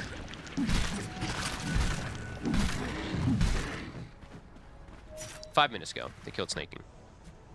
In some time, just downtime. Both teams just trying to maximize the farm, but the maximizing the farm looks like it's going better for Falcons as time goes by. It just continues throwing. It was always going to be the thing, like, who can keep up with this Nature's Prophet? XM. Malrine got to find him. Oh, he's close. He does. Malrine knows exactly where he is. He's got the chain stun with the Thunderbolts. We'll be able to jaunt at the end, but already TP's coming in Snake King. Oh, XM, he should be fine. Snake tries to fish in the trees for him, can't get him. Malrine does find him again, but yeah, XM, he's played his way out of it. And now they're smoking and making their own move. Top, XXS. Oh, he's in trouble. He's got borrowed time. His team is starting to connect over as well. Yeah, but do they really want to connect if he gets him going down? He's able to get the blink off with the remainder of that borrowed time. Ame steps up. Because he want to go for it. He's looking at Amar. He can't fight this right now. Ame's got to turn and run. The ice path will hold them back, at least get the space for XG to back up out they of all that. get away. It looks like they can. Undying with the smoke still under effect on him. He's actually speedy enough to outrun that TP. You're definitely sort of seeing signs of it. They're like, Ame's not going to be able to touch this bristle. Who is going to be able to touch this bristle? I honestly Who kills the bristle? He needs the next item and maybe the one after. Or if they can just fully isolate, because yeah, they just don't really have great damage. They're all magic damage on. Like, he does some physical damage at this point, but it's majority magic, and he's very resistant versus it. It's looking like a very good bristle game for Amar. And yeah, triple scaling cores, right? on the side of Falcons. Submarine, as we said, a little bit more of that sacrifice this time around because there's just not the space for him to get the farm, but getting a lot out of the map. Rosh back up. Can you, I mean, this is the question, right? Can XG contest a Roshan? I mean, I don't think so. They've got like the Dream Coil and the Macropire, but it just seems like the damage outside of, like, it's just not that terrifying, right? Where is that damage that's going to be able to bite through a bristle? XM hasn't spent his gold yet, so he has the gold if he wants to go for a counter, because there's an Orchid just purchased by Nature's Prophet. They're looking at Amar. Armay committing with a rage. They get the jump in the backlines. It's a nice big coil. Do they have the damage to kill these heroes? Snake King might die, he will. So they got the CM, but Snake King straight back in with the buyback. Undyne will get caught by the Rolling Thunder as he tries to TP out. Armay's trying to hit Amar, but Amar's just perfectly fine. He's ready around the fight wherever he wants to. Skidder a little bit more vulnerable, but he's able to push himself away with the Hurricane. Gets lifted. Tries to TP out. Shinju will stop it. Skidder, he goes for the Sprout TP. Is that enough to get him out? It is.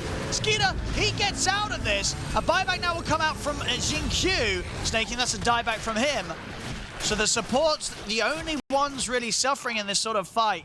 The cores from both sides remain untouched. And XM, he did buy the Yules, so he did see that Orchid. He had saved his gold, so he has the Dispel versus that Silence. A beautiful Dream Coil. He gets the 3 in the backline, and now they're actually the ones setting up for Roche themselves. Okay. A lot of ultis used on the side of Falcons. I mean, they know they've got everyone up, and Snaking's not back for 50. Skeeter's going to scout it. This is huge for XG. Yeah, 30 seconds, no Rolling Thunder. That's the big one that would threaten them. They're getting a little scared, though. Bristle starting to come back into the fray. I mean, they want to try and force this. They know there's no Rolling Thunder. 20 seconds. Mar. It's so low. The Silence, he's got the Yules. They're going to jump in XXS. Trying to head over towards Skidder. He's trying to bring Armay over towards the Nature's Prophet. They got the Dream Coil. There's no BKB yet. They've caught Skidder. XM brings in Armay. They're on top of the Nature's Prophet. They take him down. And they're kiting Amar. This Roche is still very low. They do get the kill on Undyne. The Roche is sitting at 1,900 HP. I mean, they can kill Skidder, but can they kill Amar? As Amar ready to try and scare them away from the pit. Rolling Thunder's back at the ready. It is. Armay trying to chase him down. Gets caught by the opening of the Rolling Thunder. Has the rage. XM jumps in. Silence on towards Amar. Crit keeps his distance. And he's ready to get back in over towards XSS, trying to pop out the borrowed time, but this is forced out yet. This is still very good for XG. Falcons is just trying to withstand the time so they can have their Nature's Prophet, but they can maybe make it back in time for they want to try and finish this right, get back in the pit. Xtreme. They've got it. There we go, Aegis for Armay. Oh, the banner, don't forget. Okay, they got it. Whew.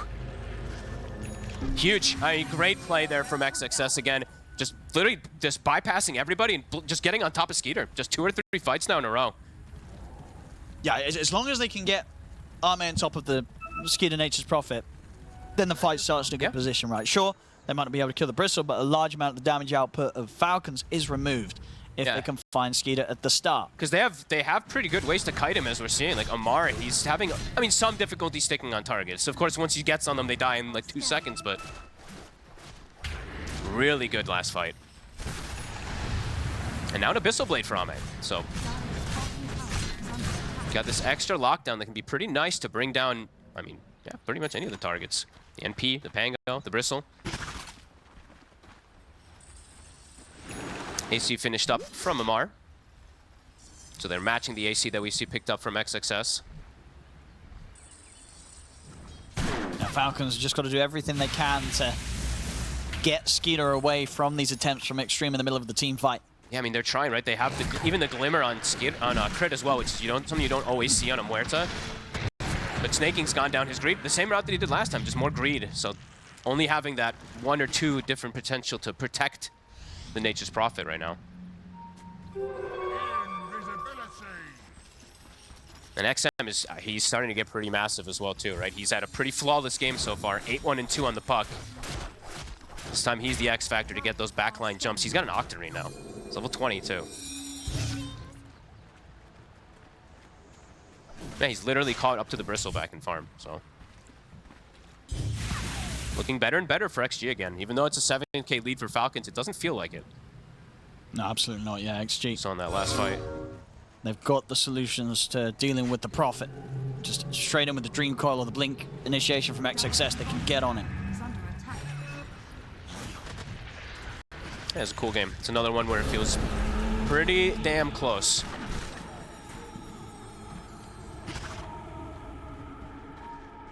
Yeah, looking at the graph, it's thinking similar. It's kind of ping-ponging back, even though an AK lead, it does have confidence. Amar. I feel like they're going to need a Hex pretty soon for XM. He is getting too much off.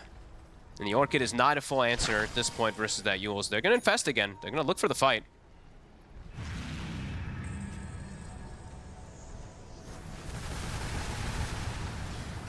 It's a pretty good spell stolen still from Jin Q too. He does still have that dead shot to catch from a distance. Radiant's bottom tower is under attack. Tormentor time.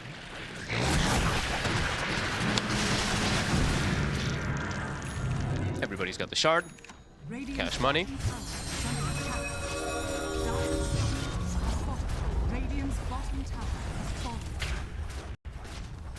Dire's middle tower is under attack. Almost getting away with hitting this tower. Yep, trying to get as much as they can with this Aegis timing. Middle tower Falcons has just fallen. splitting up.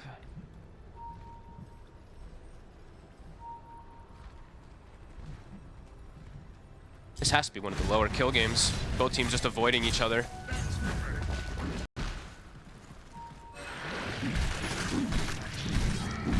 Mag's now done for a crit, one of the stronger ones, and he is queuing up the Hex afterwards. That's going to take him a long time to get. Gonna clean up waves nicely. Yeah. XXS deals with the top lane. He's gotten level 22 now. He's farmed up. Harpoon is ready. Lots of different ways to get in and get on top of that Nature's Prophet.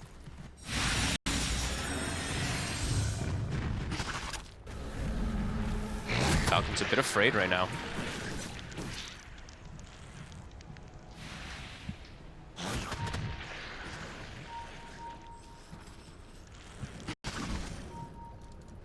Oh, you see that? You see the Battle Fury queued up? Oh, yeah.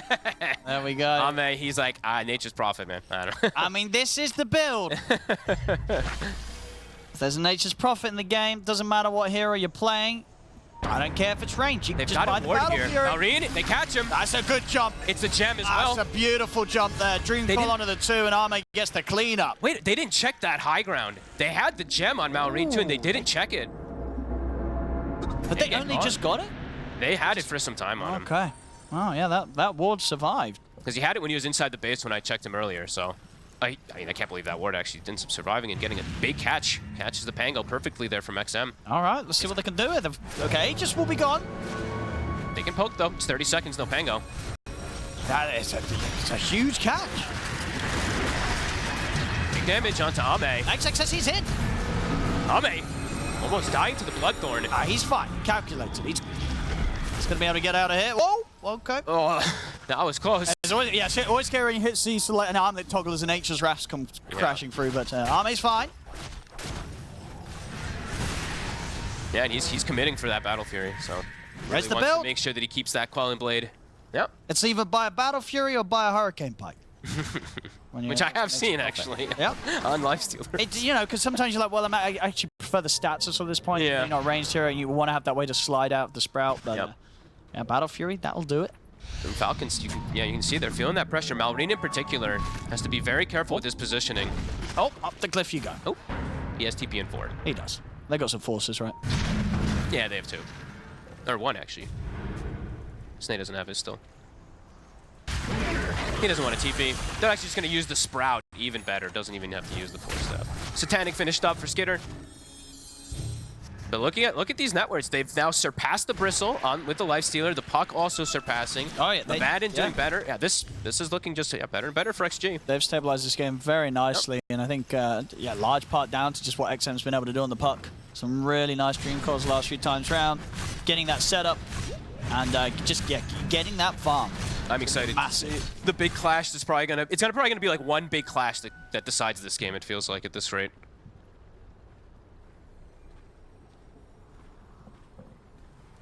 Both teams almost feels like they have like this a bit of a similar style in terms of just wanting to be as efficient as possible with farming map, but also wanting to still make some aggressive plays. But for Falcons, those aggressive plays have stopped quite a lot in those last 10 minutes. It's been pretty much XG constantly making the moves at the infests.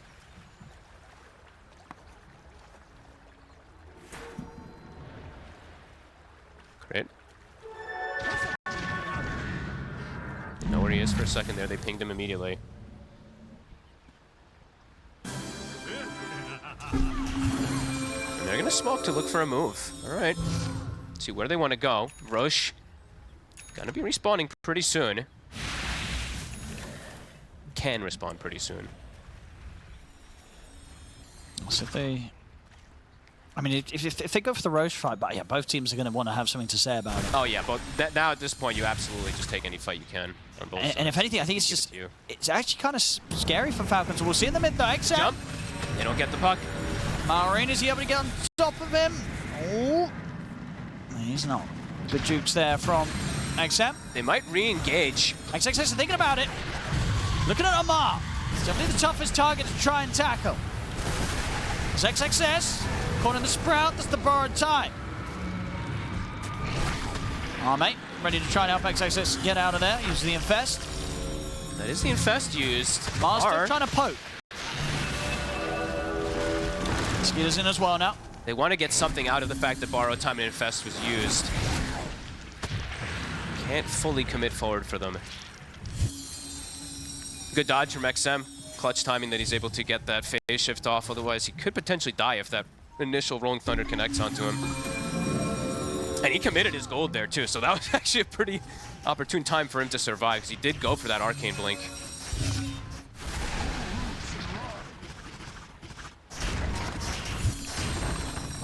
Did we see the... I didn't point out, but Ogre Seal Totem is kept still for Skeeter. Very important in this game, just having that extra distance that he can make between himself and the Lifestealer in a Abaddon. He opted to keep it as his tier 4. Yeah, because he knows as soon as he shows in the fight, there will be someone on top of him. Yeah, and he's now hit 25, so that Treant, it's online. Oh, here we go. Big boy tree. And Roche, it does spawn. It's one of the quicker spawns, too, and they kill it very fast with this minus armor. I don't know if they make it in time. They're not going to get the chance to get over it. XM. He's hit by the Shiva. Can't make the jump in time. He gets caught by the dead shot. Falcons get the space. Oh, that's that huge. Aegis on Skeeter. Huge if they can get that one. I mean, are they? He's looking at Amar. He is very durable. And backup comes in from Marine. There straight away. They get the stun control on towards Arme. Arme's in trouble. Put the rage, he's but he's dead. He's got no buyback. Oh, he's out for 90 seconds. He committed for the Manta. Oh, no. They've got to try and defend for 90 seconds without their carry and against the lineup that's got an Aegis. And XM. Frostbite's there, but all about. Can he get himself away? He's dancing. He's making them try to keep chasing. TP over. Another TP as well for Snaking. He's wasting a lot of their time. I was going to say, yeah, they got to just get pushing the lanes out. I mean, look at Amar. Amar's doing the right thing. He's like, guys, stop chasing this puck. Let's get some objectives. There's no Lifestealer for a minute. Little greetings comes out. Can they go? I don't know if they can actually go toward that high ground. Amari wants to try to poke it. They're going to go bottom. Okay. I was going to say going mid, maybe not the right choice, but bottom with a greater tree, and definitely one of those that they can. Amar. Too durable. Yep. Skeeter's bringing in the bottom lane. Big hits from the Treant. 30 seconds, no Lifestealer. Sam. Getting some good harass damage. He's got 25 now on the puck. Skeeter still has that Aegis, of course. And he's got the Treant. Here it goes. Somebody's got to get rid of that Treant. Marine's ready with the Rolling Thunder, and he's in. It's in the back line. He's ready to get pretty deep here, diving in on towards the supports. Flattens Xingqiu here as he jumps in with the shield crash. Ruby gone. XM will be able to jump out in time. The Frostbite catches him. Anything further to follow up? The dead shot pushes back the back lines. Space is there for the buildings to fall. Two-shotting. The double Treants is killing the building so fast. The mid-tower even taking a big beating there. Falcons have opened up the game after that move pretty massively. So much money now. Skeeter's got like 6.5k gold in the bank, ready to spend on his next upgrade. I feel like everyone just got an injection of 3k gold on the side of Falcons now. Got the Aegis. They killed Ame after he used his buyback. Or sorry, I have to use his gold, so he didn't have buyback. Yeah, he felt like he needed the Manta just to have the Dispel versus the Bloodthorn. But yeah, committing that gold did give Falcons some big opportunities, and now they're hitting it again. About to hit 25 on Amar. Oh, it's just so hard now to deal with the Nature's Prophet. Trees. The game's gotten to that point. Ame buys whatever he can at this point too. He actually commits his gold again for a Crystallis. He feels like he needs all the damage he can get at this point. You saw when he was hitting Amar, he hit him for literally 0 damage. Amar is sitting at 50 armor almost. Oh! Instant Hex! They get the instant Hex! The silence as well into the dead shot. Maori's on top of him with the Rolling Thunder. Can he get out of this XM? He's up in the air with the Yules, but gets caught by the Thunder, get on the way down. He'll still get the phase shift on in time. XM will be able to reset. Still though, Undyne gets destroyed by Amar. And XXS can't move. He's trying to infest XXS to help him out. XXS is on the retreat. Amar will hold back. Coming in with the buybacks now from Undyne. They managed to put the Aegis out of Skidder once. XM! Oh. Crit, he waits out the Dream Coat, comes to an end, he's able to walk it off. Arme's going to try and step up, chase down. The Muerta looks towards Crit. Can they even get him? They will. They'll get Crit. Telekinesis onto Amar. Amar ready to turn back at them here. Aggressive with the Receiver's gun, ends up popping Xingqiu. That's Xingqiu out. Xingqiu will buy back. He's back up to full HP here, Amar. Can he deal with the 3 of them trying He's to fully take alone. him down? They'll get him. Takes a lot, but they've got him. XM finally gets caught after dancing with 4 heroes for the entirety of that they've fight. got to try and chase for more. They're going to lift up onto Skidder. Skidder's got the BKB, but Arme's in on top of him. Satanic. He's trying to heal up, but the bashes are coming in from Arme. Skidder, he's going down. XG. They'll hold. Just takes them the 2 support buybacks. They keep the middle racks alive. Oh my god, look at the fight recap. It is insane damage. You don't get to see all the numbers of spells casted, but I do. It's like 8 orbs used from the puck. There we go. 5 comes up on that one, but he danced with 3-4 heroes, and Amar got completely isolated during it. An instant Hex comes out for Malrine, but they somehow were able to keep XM alive during it. He lives. Pretty crazy. Tempest got the 4 stops, so we'll see it again here at the jump. He was pre-clicking it. Malrine was very ready for it. Did he not use to get the refresher Hex? I think he tried to, but the Yules came out, so he didn't get the secondary connection onto the next lives. And it was just clutch. So it was Xingqiu with the first 4 stuff, and then Undyne with the second one after XM was able to get the self-Yules out. So good support play allows XM to get out of that and gives them the chance to turn this fight around. I mean, honestly, beautiful coordination from the team there. And you can watch in the backline while all this is happening, look at XM. They chased him literally for like a minute and a half while Amar is just fighting 3 heroes on his own. Very cool fight from XG. Rax does get finished off, at least from my Greater Treant. I believe it did end up getting that ranged Rax at the end of it all, though. But yeah, pretty good fight at the deficit that they're at now. Absolutely. They were 21k down, as you can see at this moment in the team fight. And this was against an Aegis push coming in from Falcons. XG managing to hold on and push Falcons back.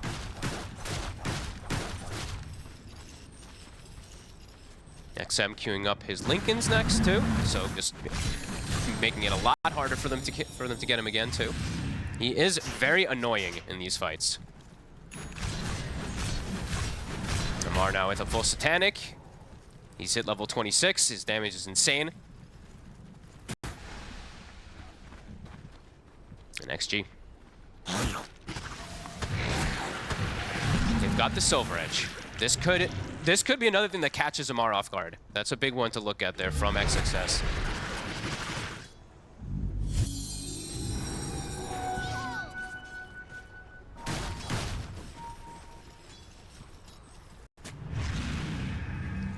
XG. I mean, you think, will they try to go for a smoke play? Pretty dangerous now at this point. You go for a smoke play and PTPs to your base, gets a tree out, takes the racks. Yeah. It's just quite difficult for them to fully get outside. They can take fights inside their base, as we've seen, but I think getting out is a bit complicated right now.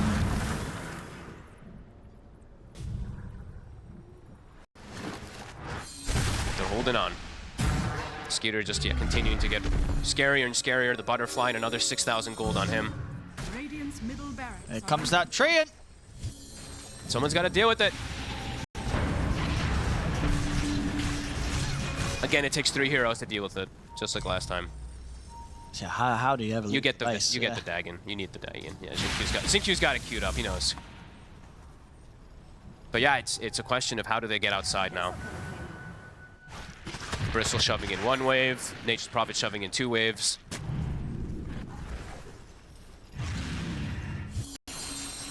And Falcons just kind of patiently awaiting for the next opportune time to fight outside the base. Wait for that Roshan, wait for the next set of items to come in.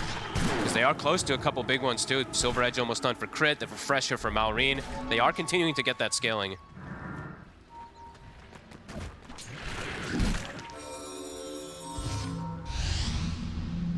As we saw the last time round. Oh. XM. XM? Got the Yules. Alright, but second dead shot. It's gonna be there. Got anything else to try and catch him? No, the blink's up. He's over to the creep wave. And yeah, we've seen last time. They really want to spend time chasing him. Ooh. He's got Yules again in a second. Blink's there. I mean, you just can't catch this man. Where is he? There. Okay, there they got him now. Okay, now they will catch this man. They've got the Hex.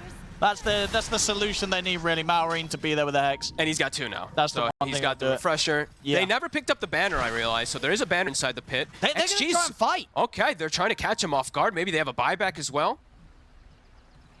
Let's see who they run into. Who are they going to find? Crit smoked up as well. Do they want to try for Amara in the mid? They've got the Silver Edge. They see them, though. Yeah, they do.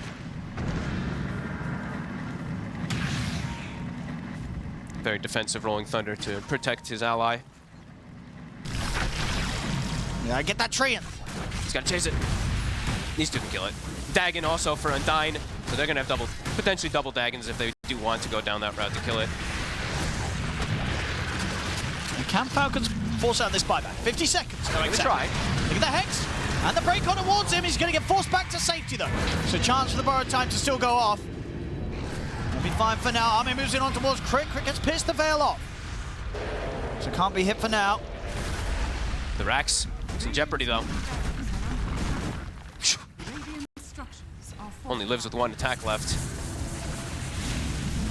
I mean, they want to finish this off. Falcons. And the Roche, they know it's up. Snaking just keeps doing the gem tech. He puts the gem in the pit, so they immediately know when the Roche comes up every time. He just picked it up. But yeah, he did have the gem there. So the instant it spawns, they're able to go, reset, not lose anything, and get that Roche, very likely. Difficult to see a way for XG to get out there and fight in time. It dies too fast. So how much money on Skeeter? He's nearly got 10k gold. 10,000. Okay. Yes. Surely he can get a moonshot if he doesn't want to replace anything. But we'll see.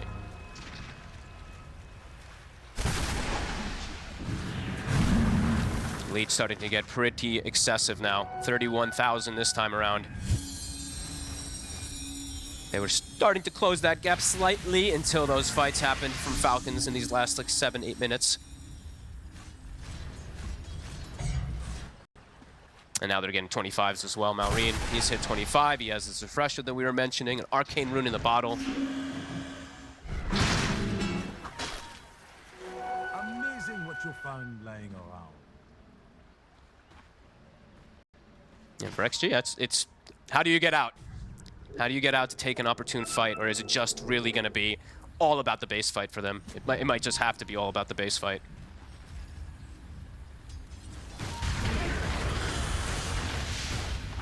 I think it might. I mean, they. Falcons is just like, okay. I mean, if you're just going to sit in the base, we're just going to farm everything, right? This is what they do. They True. Farm they can get a crazy lead. I mean, they already have, right? 35k gold. That will only continue as the game state stands as it is.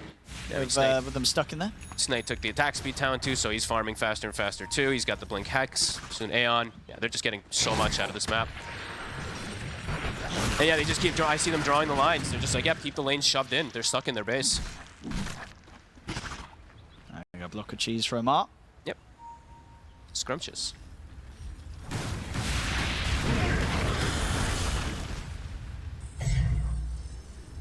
I imagine that they'll probably try and do something with the Aegis. Might as well try and see if they can progress the game a little bit whilst they have this 3 minutes and sinking. Oh, yeah, sorry, on Skeeter. They can't do the tree and poke anymore as much. No, they've got to get in there. Yeah, they actually do have to commit forward for it. It looks like they will start to, as the lanes are more and more shoved in. Comes Skitter. I think someone's got his eyes on them. Seeing if he finds an opportunity for a nice dream coil. Well, they seem to know that he was there. They're going to lead in onto Amar. They're going to break it. And they're bringing in the damage. Amar's in trouble. Amar's He's gone. He does not get a chance to use destroy him, scrumptious. and now they can turn over towards the Pango as well. Caught by the Dream Coil 25. XXS dies in the meanwhile without able to use borrowed time. Oh, they take that. But yeah, they bring down Amar very quick. He couldn't get anything off. No satanic, no block of cheese usage. Yeah, XXS he gets the job done. All he needs to do is get in with that silver edge hit, and then bam, they can tear through this Bristle now with the damage that Ame's pumping out. And it was a nice coil afterwards. Ame? Just gets the follow-up. Ame? Oh. Ame? Uh-oh. Oh, cannot live. That's an unfortunate death there on Ame. Got a little too carried away there, I guess. Figured that the rest of them had run away, and he was like, guys, we're doing it. And they're like, Ame, what are you doing? He's buying back. Okay. Skitter. Oh, well, if they get Skeeter. Buy back from Amar. All right, okay, you know what? All part of the plan here in the long haul. They did here get that trade there. Sure, Ame buys back, but Amar buying back as well. That's for the team that's 33k ahead. That buyback could be punished. Push is coming in. The Treants double daggened. Or Fade Bolt daggened. And they go. Amar. He knows whilst there's no XXS, he's got the chance to do this. But now XXS is back in. Ame, with the Abyssal, they make the jump. They're going to try and take down Amar. They got him again. He's gone for 2 minutes. Malrine buys back. No Bristle. The master plan there from Ame works out as he baits Amar's buyback in, and then the team, they punish it. I mean, they have no defense. They only have Glimmer, so they have no force staffs to reset the position to try to help this Amar Bristle back. They've all kind of built for themselves this game on the side of Falcons, so he does get brought down back-to-back from break hits. That's risky. It seemed that they were 35k ahead, and they didn't need to take this risk buying back on Amar and trying to push, but they did. I think maybe his idea was, if I buy back, then we can find out if the Abaddon has buyback. And then I can get away if he does buyback. But oh god, I didn't get away, right? True. So. Indeed, he could not. Aghanim's now on Ame. A little different to how it was before. Of course, no disarm, but you're doing a bit more damage, right? You hit a bit more frequently. Yeah. And very useful versus any of these range cores anyway, just to be able to have an extra tool to, just get in and survive. You can't kite what's inside you. You know, it doesn't matter if you're trying to sort of get Skeeter out of there. Ame will stay on target. It also makes it, I think 20 seconds, right? So 20-second cooldown could actually become a factor also in these fights. Treant, it's coming in, and Dagon. 50 seconds. Skeeter, Amar. round 2, he's gonna try it again. Dagon's got a cooldown. The tree's coming in. Oh god, the range racks. Oh no, there's no Dagon for 13 seconds.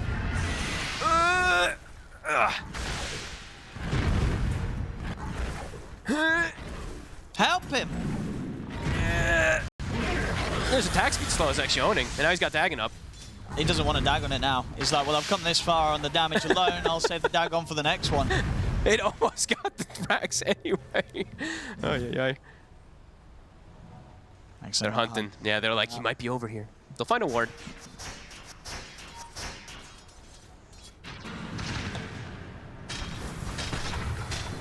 Falcons. I mean, what's the play now? You know, you just kind of got tripped up there when you tried to go and end things. You still have a couple of your buybacks not available. You still probably just keep trying to poke. Maybe you just wait for the next Rosh, right? Yeah, do you poke in the next 5 minutes when you don't have buyback on Malrine or Amar? Perhaps not. You probably wait, right? You probably wait.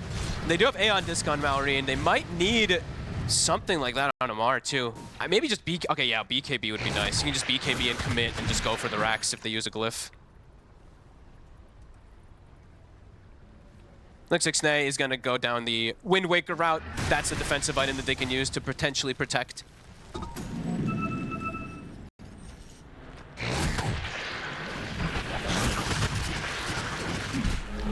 That final set of racks. XG is holding on to it.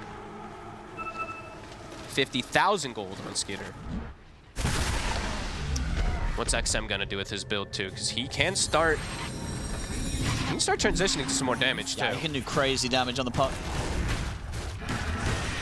There we go. So we had a little last hit swapped.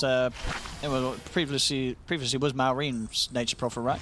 Wait, 834. This game actually has more last hits than the last game, and they had an 80-minute game. It's wild. I mean, he literally has been in creeps the entire game. Still pretty crazy. And yeah, he's got another 9k gold, another Tormentor. Oh my, it reflects quite a bit there. Snay definitely having to use the Yules. Time to get those Mad Stones. Get your tier 5s. Oh yeah, we're at 60 already. We're already there. Let's see what we get. Another 60-minute plus game here in this series. Can XG do it again at this deficit? They did it last time at a 25k deficit it was when it started, but this one does feel a little quite a bit harder. But we shall see. That is true. Wait, what was the swing that they managed to? I think it was. I think it peaked at 28k, right? I'm having a look right now. 22k. I can't remember. I didn't show them the numbers, but yeah, probably was around 20 something k. Yeah. So this one, if they're able to pull this one out the bag, Xtreme, it's going to be even more impressive. And there's definitely signs of them having a chance of doing so. Well, not the only, but one of the big difficulties is that they've lost all these Raxes and they are versus this NP. So even if they do win these team fights, getting out, going all the way to the other side still is complicated. Skeeter will get the Unrelenting Eye, so status resist. Oh, they're going to get the jump! It's on the puck! They found XM! He's gone! It's a huge pick. 90 seconds, he's probably going to just have to use that buyback if they want to hold on to this melee Rax. Immediately just purchases another gem.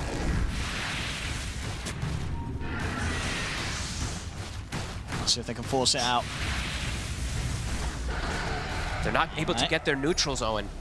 They can't get out to get the Mad Stones. I don't know who can afford to try and get out. Maybe one of them can head down to the bottom camp. What does Amar want? Snake gets a Fallen Sky. And Boundless as well, so he's got the cast range. That'll be very nice. Alright, now he'll be able to save Amar almost in every situation with the cast range plus Wind Waker.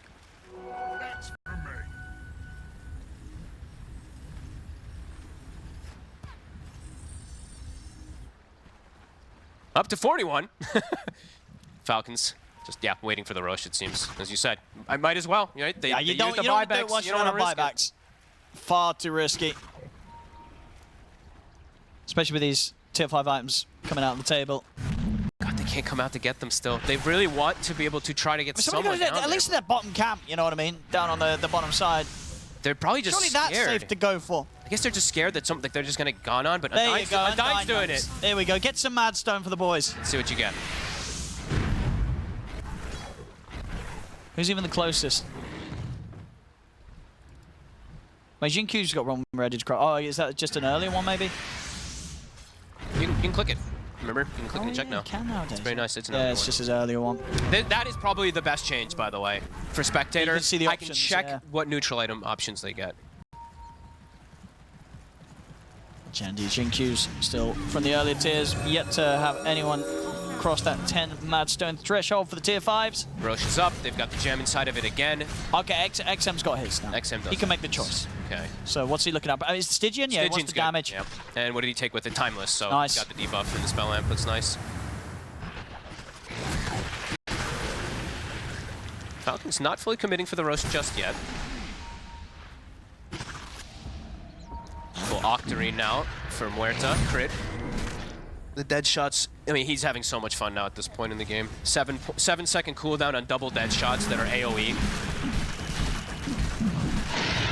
Yeah, it's kind of like, good job dodging that as XM. Right, it's going to be difficult for the puck. Yes. Yeah, especially when they get the opening hex into these dead shots flying across the middle of the fight. You are just going to get caught as the puck.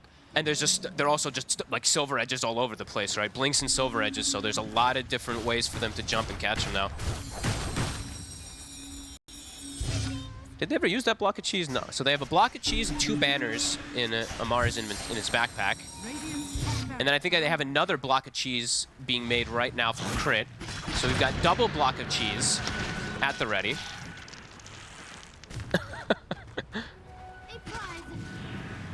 Buybacks. Ame is able to get it tier 5. He gets fleet-footed Fallen, so Boots. He's got that speed. Yeah, they got the buybacks back on the table. Ame. Okay. Yeah, as you say, ready to jump in, extra little bit of a chance to get in on top of someone. And there we get to see all their neutral items that they were able to get. A couple magic lamps, look at the deads. It's actually Amar the one who hasn't gotten his yet somehow. They were the ones farming all this, but Oh, he did. He just hasn't selected. Apologies.